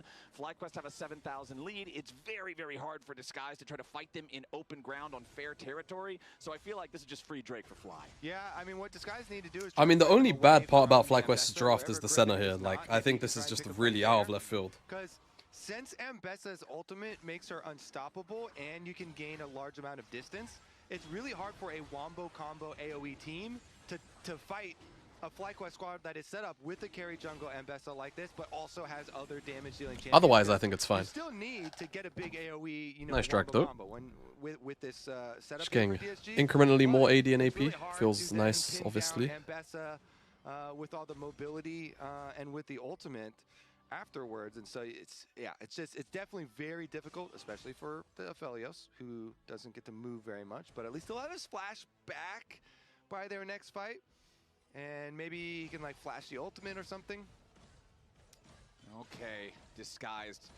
How you can stabilize and get back into this game, I'm not entirely certain, because that 4,000 gold lead for Griffin is absolutely frightening. Plus 1,000 gold lead for Quad's Syndra, which now does have the Rabadon's Death alongside the Cosmic Drive and the Blackfire Torch. Yeah, it's just LEC. I don't know if I'll stream LEC. I might watch LEC in Discord with you guys, for those who want to show up. So I guess now's maybe a good time to plug it. If you would like to join the Discord and you're not in it, there it is. Oh. Oh my god. He's just fried them. Calmy does die, and Gatkos gets back away. Make it a 1-for-1 and a 2v2 down here in the bottom lane, but most of it good was stuff, that Calmy. 1v2 from Calmy, getting something that honestly FlyQuest shouldn't have given over to him, but now Griffin wants to get something back here in the mid lane. Yep, forces flash on Sajed. Yeah, good flash there. Have to use it on that ultimate this time around. Castle will be able to finish up the Tower of Flowers. You almost got to do another Call Me Ambulance. YB Silver isn't in the Jamada Discord? Yeah, he's not a real bro. Maybe call the ambulance very quickly for Castle. Yeah, Gatkos is going to stop him here with a twofold Hex. It is what it is. Prevents the recall. Castle wants to try to get away, and he's going to go very far away to another plane of existence. Actually, we'll see you in heaven, Mr. Crocodile. 50 seconds till he's back on Summoner's Rift, and FlyQuest will be happy with it, because it's only 15 seconds until the Baron spawns again, with Castle dead, with his teleport on cooldown, and it will remain on cooldown even once he resurrects. I feel like FlyQuest have to be looking towards this Baron pit. Exactly, Flowers. Timing syncs up so nicely. Delay the death timer in the alcove. Now, Baron does take a while to burn, but they have so much damage. I want to see how quickly they can burn through this. Okay. They're getting some vision over the back. DSG being very, very cautious. It's still 13, 12 seconds left on Castle. So even with the Baron not going down super quickly or anything, wow. Seems like wow, YB Silver. Pretty easily have this one in hand. One evil guy actually. One evil guy. Yeah, I'm gonna get you set up in career actually, I think. Yeah, I'm gonna do that actually. Capachongus. Unfortunately, doesn't get the baby death mark on turrets, so just gonna snap back, not trigger the second one, and looks like he's ready to take his recall. Does have the enchanted one primed. Thanks to the mid-lane quest. But he's my friend. Can really try to stop him. Nice, guys. FlyQuest, I feel like, Kobe, they've got all the tools they need to try to just go for their game-ending push with this Baron. They certainly do. All right, they've got the Aurora going to go push mid, while the rest of them 4-1 the top side. We're gonna have a little face check here. Support versus top laner. Ooh, follow-up stun. I don't know if that's Can they run him down? Distance. The crash down contains the Croc. Castle's really got to get all the way out of there now. Nicely done with Cryogen and Quad working together to force Castle back. That means that Disguised has no chance to try to defend this tier 2 turret here in the top lane. Remember that all tier 3s are still standing, but that is the final structure. He'll replace Impact on Sentinels. Disguised base. Bro, Borg is such a good player, man. We need to get that guy out of Peru. Chat, we know a guy named Borg. He plays on NA from Peru on like 150 ping. Oh, hold on. And they're just deleting Kizno. Cryogen's still alive, and now Griffin is frying the next victim. Oh, and now he's frying the next victim. I see. I see. FlyQuest with his dominance, but it won't matter. Huh. There's no chance for the Renekton to go in, as FlyQuest will just kick their way through the front door. Tier 3 turret in mid lane drops. Inhibitor is the next target, and it's Calmy and Castle tasked with holding the line in an impossible situation. FlyQuest with the 5-man push going after the first Nexus turret. They've got the Baron Enchanted minions. They've got the cannon for the extra DPS on the structures. Castle cannot approach. He has no ultimate here on the Renekton. He's got half a Fury Bar. He goes in for the Ruthless Predator. He buys only a moment as he's shot down. He's out of there. FlyQuest are going to kill off the solo laners. They'll make their way. Looked a little dicey in game 2, but they will go 2-1. Honestly, FlyQuest don't look too bad. FlyQuest don't look too bad. This easily could have been a 2-0. This easily could have been a 2-0 as well. Good stuff, FlyQuest. Happy with this. I didn't know that lore. Pardon me. I continue to be impressed with FlyQuest. Griffin just ran that game start to finish. Chat, I'm telling you right now, if you're voting anybody, Oh my god, big payout for bro. How was there a 10k bet? Who bet? Bro, 10k trespasser. Oh, minus 10k. Minus 10k. I just tuned in. Did Griffin 1v9? Yes, sir. Yeah, and also he just did a lore drop on a champion. I don't think he's ever read the lore, but it was pretty accurate. I feel like I trust Flowers to know the lore. Absolutely not. Dude, his chat would tell him every bit of lore. That is true. You will get it from this chat. I didn't see the G2 tweet. No, you can link it if you want. I need to run 90 seconds of ads to keep the pre-rolls topped up, so I'm going to do that. I will see you shortly. Clear the hallway. Clear the hallway. Big man on campus. He is going to join us on desk as soon as he gets mic'd up. What do you guys think of that game? I feel like, yes, Griffin. Dude, again, by the way, look how jacked this sound guy is. Look how jacked he is, bro. And again, it's these debut performances. We talked about this the true debuts brother last weekend, but even has this weekend now they're still maintaining that momentum. Yeah, man. Showing that they Let's not beef this guy. Maybe a little underrated of a the Rats are winning LEC. Coming in, it was tough to power rank them, but here he is. Come on in here. The victorious Cryogen. Well done. Well done. What's up? Come on in here. Thank you. So Kangas, just as you were walking in, is talking about you guys being underrated. Yeah, agreed or not disagree? I think I agree. I agree. I'm gonna be the guy that says underrated or overrated. Did you? Three games versus DSG. What happened there? Didn't we 2-0 your team though? You know, I will take it.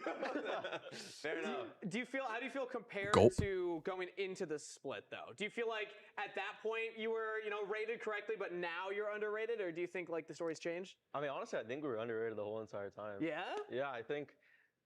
I was talking to Jat last week about this too, but obviously the old FlyQuest roster is really good. Yeah. But I think we can be just as good or even good in like the future, and we're already starting off pretty strong. Yeah.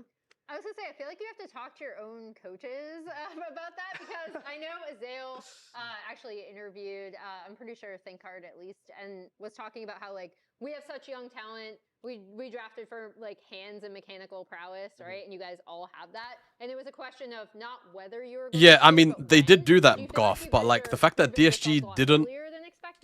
Like, come on, bro. So. Enemy jungle. Like, I think it's a bit embarrassing. Can I just be honest? Like, is the plan good? Yes. Like, bro. Enemy jungle is Griffin. Like, I don't know. Like, Griffin and Ambessa jungle are synonymous in my head. Obviously, stage matches, I think they're synonymous in my head with one another. Actually getting a lot better every single day. Nice. And so now that you mentioned that, how do you feel like you have fit in? Because yeah, and then they R5 Diana. 2 tier 1 is always going to be a big. Just tisk, bro. Personal growing pain. I haven't seen that growing pain. Deathless in this game, of course, and then we remember the Aphelios and Thresh game last week. Like it felt like you guys have been really. Finding your own place, and you have been finding your own place very, very quickly, and you've had obviously you yap a lot. So have you been finding your place on the team very easily? I mean, honestly, I think a good example of a growing pain would be the second game we had. Yeah. I mean, personally for me, I had a pretty disgusting game. You know? Yeah, but it was pretty. I think sometimes we can get pretty emotional, and also like we are like uncomfortable in some drafts too. So I guess with more practice comes with more comfortability. And honestly, for me, I think I've been finding my place here. Obviously, it's a pretty big jump from tier 3 to LCS, but I don't know, it's been great so far, and I'm enjoying it. I want to talk more about that because, yes, it's awesome to hear about the team and everything, but I want to hear your story because not many players in the history of the league have jumped basically past the NACL level. You were on last year a little bit, right? Yeah. Like Drive or uploading this game? But you can put it in the drive. From tier 3 I can sort it out. LCS, skipping that like NACL starter position. I can sort it out. So what's that journey been like? I think it's what you and it was a Jojo. I think Jojo Pyun made a similar jump. That was like Danny. Danny did. Danny was Yeah, Danny Jojo on the was in same tier 2, roster. Yeah. I mean, I think with the Pulsar situation, I should have definitely had more experience in NACL for sure. But I mean, the level of play is obviously really, really drastic and different, and also like the practice is really like a lot more intense when you jump from LCS. So at first, I was kind of having trouble accumulating to the culture, and I mean, to be honest, I'm really like glad that Fly took a chance on me, and it's not really common for many NA players, even like support players, because I think the support pool in NA is pretty weak actually. So I think it's pretty uncommon for like someone to jump from tier 3 to LCS for sure. Yeah, well, props for doing it. It's been amazing. It's incredible. Who do you think should have been player of this game? Should have been. Who do you think is? We have an answer. I will just say, for the first game, I should have gone player of the game. Okay. I had 100% KP. I'm just saying, I think I was doing my job pretty well that game. Yeah. You know, I'm not sure what else I could really do for 100% KP, you know? But Game 2, Griffin takes it. he stole it from me again. You were deathless in the third game also, right? Dude, you know how crazy it is to put up 800 damage a minute in jungle? You put up 800 damage a minute in jungle. 71%. First and third game, I had Is that not kind of insane? So I was very robbed. I want you to know, I'm the Is one that not kind of insane? 800 damage a minute in jungle. You know, I feel a bit robbed right now, but that's okay. I mean, that's a classic support position, right? You know, always overlooked. Yeah, for sure. All right, well, congratulations on another victory. You're up there with C9. Bro, they ran up the music like it's the Oscars. All right, now this interview's going on too long. Next week. Any thoughts, actually? It's time to go. About C9? I think they're probably the best team in LCS right now, so I'm excited to play against them. I think they're Like, wrap it up. And I mean, obviously they have prior experience together, so I'm excited. Okay, cool. Well, we'll be cheering you on. All right, thank you so much, Cryo. Thank you for coming on, chatting with us again. Congrats on the win. Thank We're you. going to start to a short Thank break. you. Shopify Rebellion and TL next. That brother just got up and left. No music, no music, no music, no music.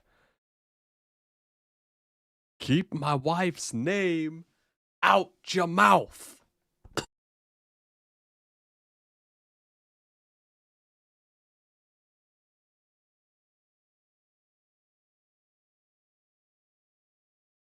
Okay, Shopify, I need to change all of the titles and stuff.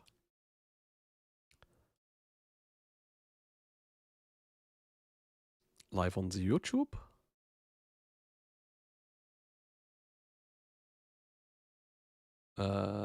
This is the song? No. This is from Fullmetal Alchemist, I think.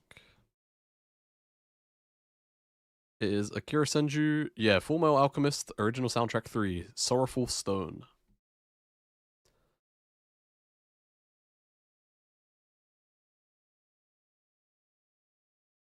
Unless it's the song you're... unless it just is the song you're talking about, but this is just a rendition of it. Totally possible.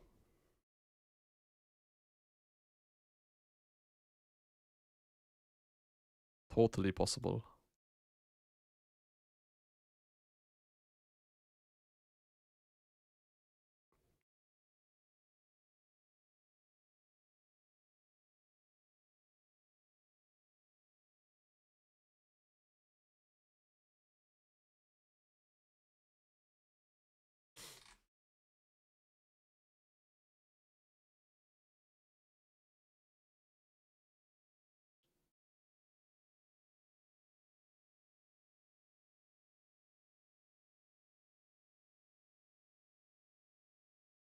Thoughts on Viego jungle right now?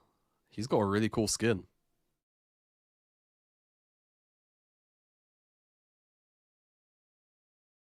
He's got a really cool skin. That's why I think.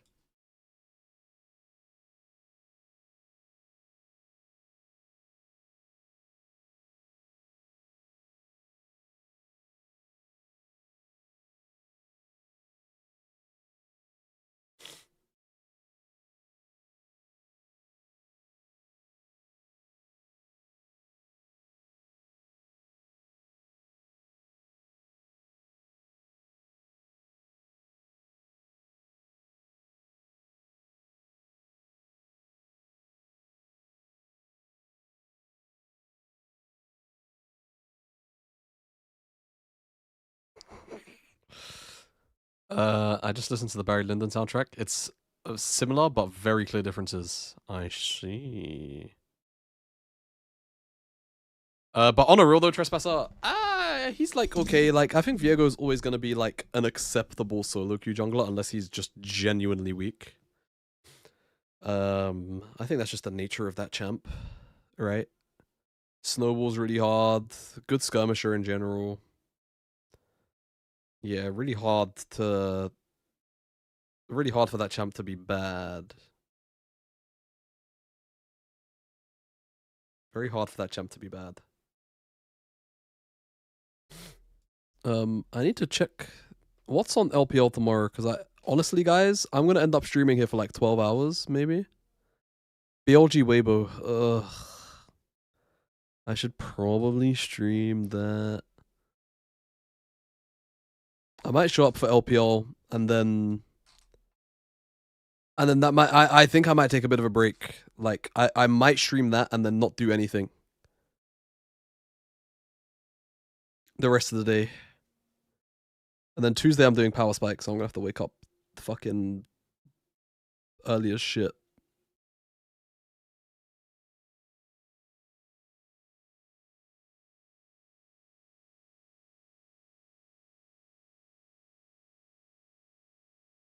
Kangas, what are those? But I was able to condense it into a single page because I don't have time to cover all of that. There are 3 main points as to why you should believe in Shopify Rebellion.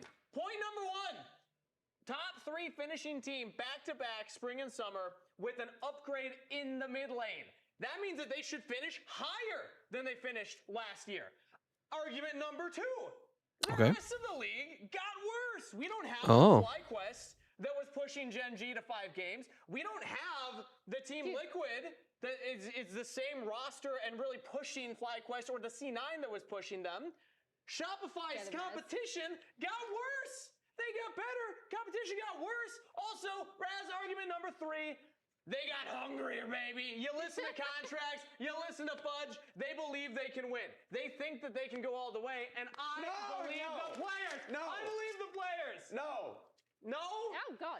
I worked on that. I worked really hard on that. Don't take this back home. Raz, who's gonna pick that up?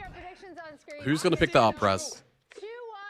Kangas, who's gonna pick that up? I am going 2-1 Team Guys, you're Liquid making a for the mess. same reasons I talked about earlier. You actually voted for Shopify? Team Liquid. Let's see what the casters think. You actually voted for Shopify? Take it away, Azale. It's a mess over there. It is a mess. There's nothing in that paper. There is nothing on that paper. Yeah. Those are fake notes. They've been exposed. Kangas has been exposed. He's the one, he only had the top sheet. And then he just had, I guess he didn't want to be wasteful. He didn't want to put it was performative. 400 pages of printer text onto useless paper, but I appreciate the attempt at deceit. Yeah. Well, we'll see if these 2 teams, you know, if he's going to be redeemed. You know, maybe Shopify is Oh, am I tweaking, or does Spawn look like really lean? You know? It's definitely possible. I swear he was a bit bulkier. As they showed in the power rankings, had I mean, just to be blunt, like he had more fat on him like last year, no? He looks really lean right now. But I also know that anything happens. He looks like he's been gymming it hella. Is a team that has a little bit of cut action. When they've needed to perform, and I would say looking good, bro. Looking good. After being down 0-1, when 0-3 will eliminate you from LCS lock-in, it's time to perform. Yeah. So the pressure is on, and Team Liquid, from what we've heard, has been scrim demons. They've beaten everyone. If it was a scrim LCS, they would be first place. The Scrim World Champions. Of North America. I heard they were also stomping all the LCK teams. I actually heard that too. Scrim World Champions. Yeah. Okay, Nico or Ori? Ori, okay. But they didn't So you have Nico, you have Jarvan, you have all of the really OP mids as well. Of reduction of jet lag and hopefully just being able to have calm nerves on stage will prevail for Rise, cool. Yeah, and I mean, that is going to be the big question, obviously. Rumble. Don't need to go to Leah. If you have Rumble, you'll go Va. Uh-oh. Time to put up or shut up, but uh-oh. Tournament. Like, that is the kickoff tournament. It's very, very fast. And then what Jose Diodo could do is he can go Xin, or he can go Wukong. Off the rip, and this is a team that they are expected to be. Right. But Shopify is a team that I think a lot of people were pretty excited about, maybe mostly not in the conversation. And then, guys, and then Morgan. Oh, Jarvan. Yes, of course, because Jarvan's up, right? And then what Morgan can do, Morgan can go Cassante. People were saying, hey, right? This is a team that could here, wait. At the top of the table. Now he can go Cassante. Oh, and Bessa. Okay, actually, hold. Is there 2 coaches and 4 players? So 6 of the 7 hold. who replaced Palafox are coming back, and they were a 3rd place finishing team. So that should give you confidence. It's definitely raised their own internal expectations. When I talked to Fudge on Pros before the season started, he said that if they don't win, as in win the split, he was going to be disappointed. So they have set their bar very high. And to talk a little bit about the draft right now, we're seeing a number of counters into Rise. Previously, it had been Cassiopeia, but now we're seeing yet another Anivia into Rise, which is becoming one of the popular counter picks as well. Yeah, I mean, it's extremely strong, I think, against, lower range comps in general. It can be really difficult. It's very easy as you're walking forward on Rise to actually just get walled in, to get picked off as a result. It's tough to actually engage into and fight past the wall, as well as the kind of that ultimate that Anivia does have. Yeah. But paired with that, it feels like a little bit disjointed because you have this kind of very weak submission. Very weak submission. We won't be adding that. Who kind of generally wants to like Tenki, we won't be adding that, bro. So I'll be interested to see how they actually bring this together in the next couple picks, because on the other side, TL to me looks like you're playing 1-3-1 and everything wants to be more cohesive and going forward. Not to mention Mbessa with R and Jarvan with EQ and R can just hop the wall. So currently they don't have things that will get completely destroyed by Anivia, but if they did engage and then the wall flies up for other people to fall through, then they would be in trouble. It will depend on what they're able to round out the rest of this team composition with. And we'll see some support bands coming through. We already had Nautilus band out, and now we have Bard as the response on the other side. So targeting some of these really popular engage supports, but enchanters have gotten very popular these days as well. We're seeing a lot of Karma Ezreal, a lot of Nami Corki as popular pairings. Yunara still up, Corki still up, 2 of the most popular AD carries after Varus, which has been banned away. These locked lanes from the I mean, if they can go it, like, I think they'll probably end up going Ezreal here. So what do? Don't leave lane. Stay in the lane. Maybe Corki. Win the 2v2. Yeah. I'm wondering if we're going to see, you and I were Corki is probably the safest blind. More in top lane going forward. I really think if you go Corki, you can go Nami, and then like Vibe might be a little bit solo homeless, but I think that's the Sion versus Cassante for 30 minutes, but it's not necessarily the super hyperscale top lane pick, since honestly, top lane has been an island for almost all of the LCS games. Yeah, B-Boy is very comfortable on the Lucian. Lucian being considered here. We could see potentially Lucian Braum or Lucian Nami, whichever one gets taken away. You're maybe going to do a pairing with the other. B-Boy has been one of the best Lucians in our league. When I think back to last year, I feel like he did perform very well on it. He was such a good Lucian. But you could also just Corki Nami right now, which is another good pair, and then denies it. And this will probably push them into Braum, because Braum is good against Nami and also good with Anivia. So we'll see what they end up locking for Seos. Yeah, I mean, it's interesting because, yeah, again, it's Braum, probably really just good Braum. Duo, really good pairing, However, but maybe it doesn't work as however, well with some of the dive that they have actually grabbed. Let's get something freaky going. Works except Vi. If they lock in Braum, they'll be like, all right, everyone's good except Contract's good luck. Instead, they go Melio. Seos is a very good Melio from what I remember last year, and it will.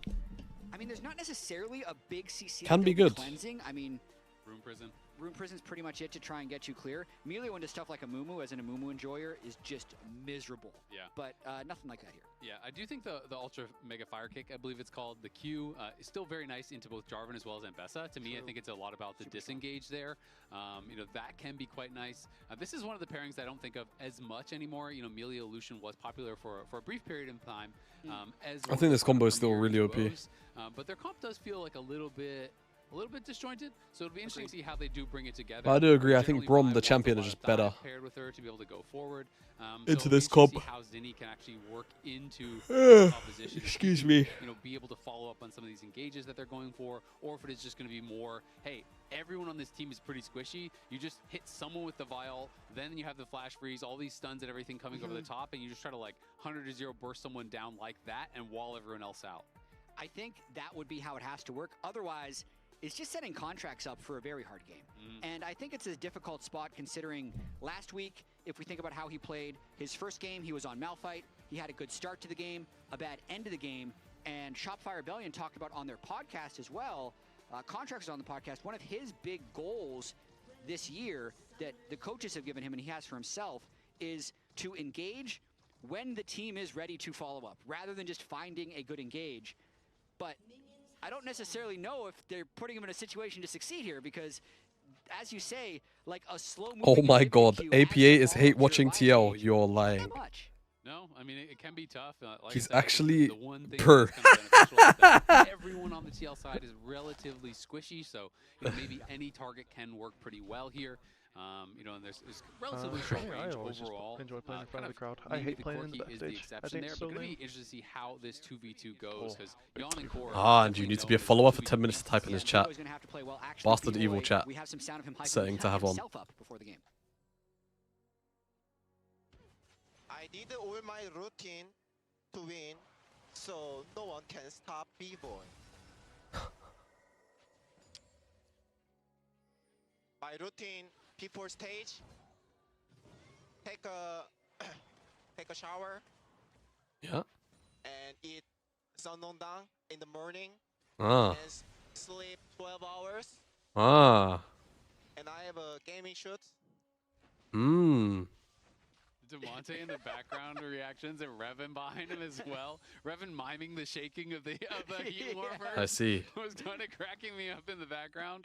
I have heard legends of B-Boy's sleep.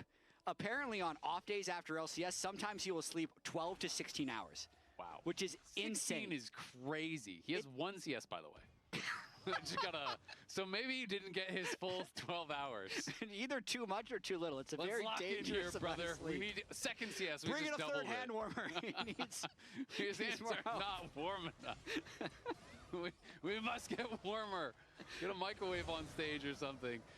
Going for some trades back and forth. Of course, He's there just like is a you? lot of Hell minions no. here for them to How's he pick up, like so we'll me? see how well he does I mean, not farming that under many. tower. He's probably dropped a lot. He's at least dropped a wave already. That's 5 CS down. Yeah, he has dropped quite Oh a bit. no. So, that is unfortunate. Oh. That's some rough timing on that shot, by the way. Yeah. He's got 8, but Yon and Core JJ definitely Sleeping a 12 tough hours? leading God, I haven't slept. duo. I haven't. And I have to I think the say, last you know, time I thinking slept for back 12 to hours was last when I week came in back from Shopify, America. I do Also, I'm remember, sick, you know, so if I'm them I haven't having even slept Shopify long really whilst playing I'm at sick. I think the only time I did it was Thursday, like when I skipped stream on Friday, I think. Masu and Cryogen just lit them up with the Thresh of Felios. Or whatever day it was I Tails skipped and Duo stream, have like not had I a good slept time really in long that 2v2s day. whatsoever. As Morgan in some trouble here. Fudge overheating there, and Zinni gonna have his egg popped. Quid won't have the damage to be able to finish him off, so does get that passive out, which always leaves that possibility of a gank open. But Jose is down towards bot side, looking for a potential dive. Morgan getting zoned off on the top side as well. B-Boy gonna go forward, dashes over, flashes back, barrier is popped, gets the first blood. Oh god, and it's a he's horror. still alive, as nothing's able to happen on the top side for Shopify, but on Oh the bot side, god. they get the outplay in the 2v3. Oh And we dared god. question his routine. Don't look at the CS, look at the kills. I'll need to see again how he managed to live through that with Heal already being burned, just having the flash barrier. It's super interesting playing against Team Liquid as well because having Jose on Vision allowed Fudge to play even more aggressively, knowing that if TL has an advantage bottom lane, even without seeing Vision, you can often decide that their jungler is going to be there to try and dive. But this dive goes awry for Team Liquid. Still double CS in the bottom lane, but B-Boy actually up in gold. Yeah, it looks like he flashed over the flag and drag, I think, in the play, so we can see it one more time. So they see Jose clearly on ward right now, gives them a lot of time to anticipate what their next move is going to be. He's going to have dash, flash. Let's watch right here. Dashes, perfect flash on the flag and drag, so doesn't take the damage or get knocked up. Core takes a bit too much damage from the turret. And then also just the Melio shield coming in clutch enough that B-Boy doesn't die. Yeah, has the shield. Great. They would have died fire if kick they there as were. well as the Dragon was coming forward. They were playing Braum that is a Lucian look there. of frustration as the dive goes awry. Just I mean, saying. if you execute on that dive, the bot lane. Oh 2v2 my is just god. completely Oh my. over. B-Boy is out I'm of not gonna lie, guys. so It's far. a live B-Boy Yamato is reaction. So far down on where the Corki is, but he It gets a is kill a that live completely Yamato bails him reaction. out. And we are into a pause. We'll update you as soon as we find any information out about that. But yeah, I mean, he's down more than 2 waves with more than a full wave still for Yon to farm. So he's down effectively 3 full waves. Yeah. At 4 minutes. Yeah. But he's basically even in gold. I mean, he got a double longsword buy, so he's chilling. He actually is 1,600 to 1,500. Surprisingly, Fudge, I know it's Rumble who's strong early, but we heard so much about Morgan's laning phase. You almost expect them to walk in and just outclass people. That's just not how it works. We've seen a lot of the domestic players in North America really stand up to the imports. I know Fudge is technically from Australia, but he's been here for like 6 years at this point. We claim him. I claim him. Yeah, we claim him for North America when he's doing well. So that's, you know, crucial. But he's good start to the game in this one, and Morgan needs to have a bigger performance on stage. Yeah, absolutely. I mean, and Jose obviously spent his time doing that while Contrax was just kind of power farming. You know, got his base off. And you touched on it earlier, but the fact that Jose shows bot means that Fudge could push Morgan in between the 2 towers, knowing he's not being ganked. So there are some knock-on effects there for sure. Still waiting on any sort of updates about this, and hopefully it'll be a quick pause. Yeah, so if production isn't too busy figuring out what the pause is, I really liked the camera view that was a little more zoomed out where I could see the players' screens, because it felt like Fudge was just hitting tab over and over again, and I'm a little curious how long he can keep that up. So I really like that view, rather than just seeing the faces, seeing the actions that they're taking during this pause, because it actually looks at the moment, in the early stages of pause, you're not allowed to talk while they're doing their investigation. Oh, here's the view. He's still tabbing. He has to keep the APM up. Yep. It's just, I mean, I'm sure you've seen FBI, right? Yeah. How FBI plays. FBI is the extreme version of this. I don't know if you've seen his first-person POV, but FBI presses, I think it's like Z as well, to bring up his chat over and over. Yes. So he does chat and tab. So you're watching a replay, and he's literally team fighting, and he's like bringing up chat and tab over and over and stuff. It's pretty wild, but it's just one of those things where you build that habit over a long We're like time. 3 minutes in. He's staying warm. Is this his pause ritual? I think it's just... B-Boy's got the hand warmers. You're and just used to it. Fudge has the live Yamato reaction emote is so funny because it made it.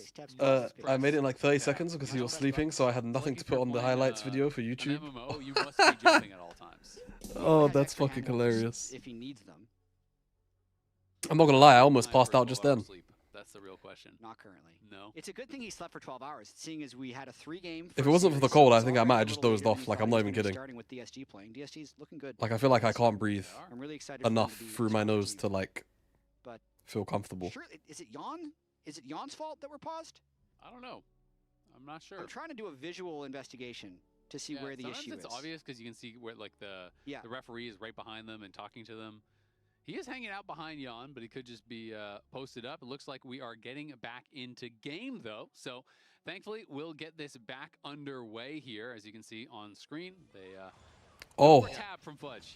Tab was just a pause thing. It's fixed. Whatever was the Yeah, issue, we is are. fixed. That's all that's important. Yeah, Morgan going for it. Dude, I don't know. Decent I trade there, have been but streaming for 10 Scrap hours. Shield I might helping wrap Fudge it to up. get the best I of it. actually, I think it's the closest I've been to falling Yeah, asleep now on stream ever. With a level advantage, actually, since Also, that Chinese I had is kind of trying to knock me on my I'm ass. pretty sure Jose would have had to go back to clear other camps. Are able to get it pushed out. So was a great Christ. start to the lane by Yon and Core JJ is not actually manifesting in a current POG need advantage. to. So I feel like Shopify I don't think kinda they got away do. with one, even though they did outplay the dive. Yep, absolutely. Going to be really happy about how. Where's Mr. Shynock? went Is Shynock after not that streaming? start to the lane, which was pretty brutal. And it is a quick base for B-Boy, who was He able to get is. a nice little trade. Oh, They do I use not wave, follow he gets the call Shynock? fields, and he's just home guarding back out here. As I do Zinni not. keeping back in towards mid Gulp. lane. Gets a trade onto Quid, but Quid is just heading back to base regardless. So not too concerned about the All right, state of I'm gonna things. send you guys over to As you can Shynock. see, B-Boy It's not a lot gonna more have casual out many there. minions, really just the melees for that recall. So Uh, now it'll be interesting to see if Shopify can actually keep them stuck in Uh, here. yeah. Now they have the buy advantage. I mean, 20 CS at 5 minutes. Guys, is I can't tank it. crazy I can't tank on it. Lucian lane. So I can't Yon tank and it. Core JJ trying to keep I'm too the ill. pressure up I'm as too much as ill. possible, but All they right. can't. I don't think they could realistically. If I wasn't ill, I'll probably tank it, but I am a little too unwell. If you're not in the Discord, join that. It's just pings and updates and all that good stuff. Please be nice to Shynock. Please be nice to Dizzy Dave. Most likely is the jungler, and then that can also give you Drake control. Please be nice to Dizzy Dave. For the big crab. All right, I will see you guys tomorrow for some LPL, and then that's it. Maybe a bit of variety if I care. He's too casual, bro. I can't. Well, you're lucky because Dom's streaming, so if you want, you can go chill with Dom. Dom is also streaming. But I'm gonna send the viewers I have over to him, so enjoy. Bye, guys. See you tomorrow. See you tomorrow. Bye, bye, bye, bye, bye. So rather than going for Drake.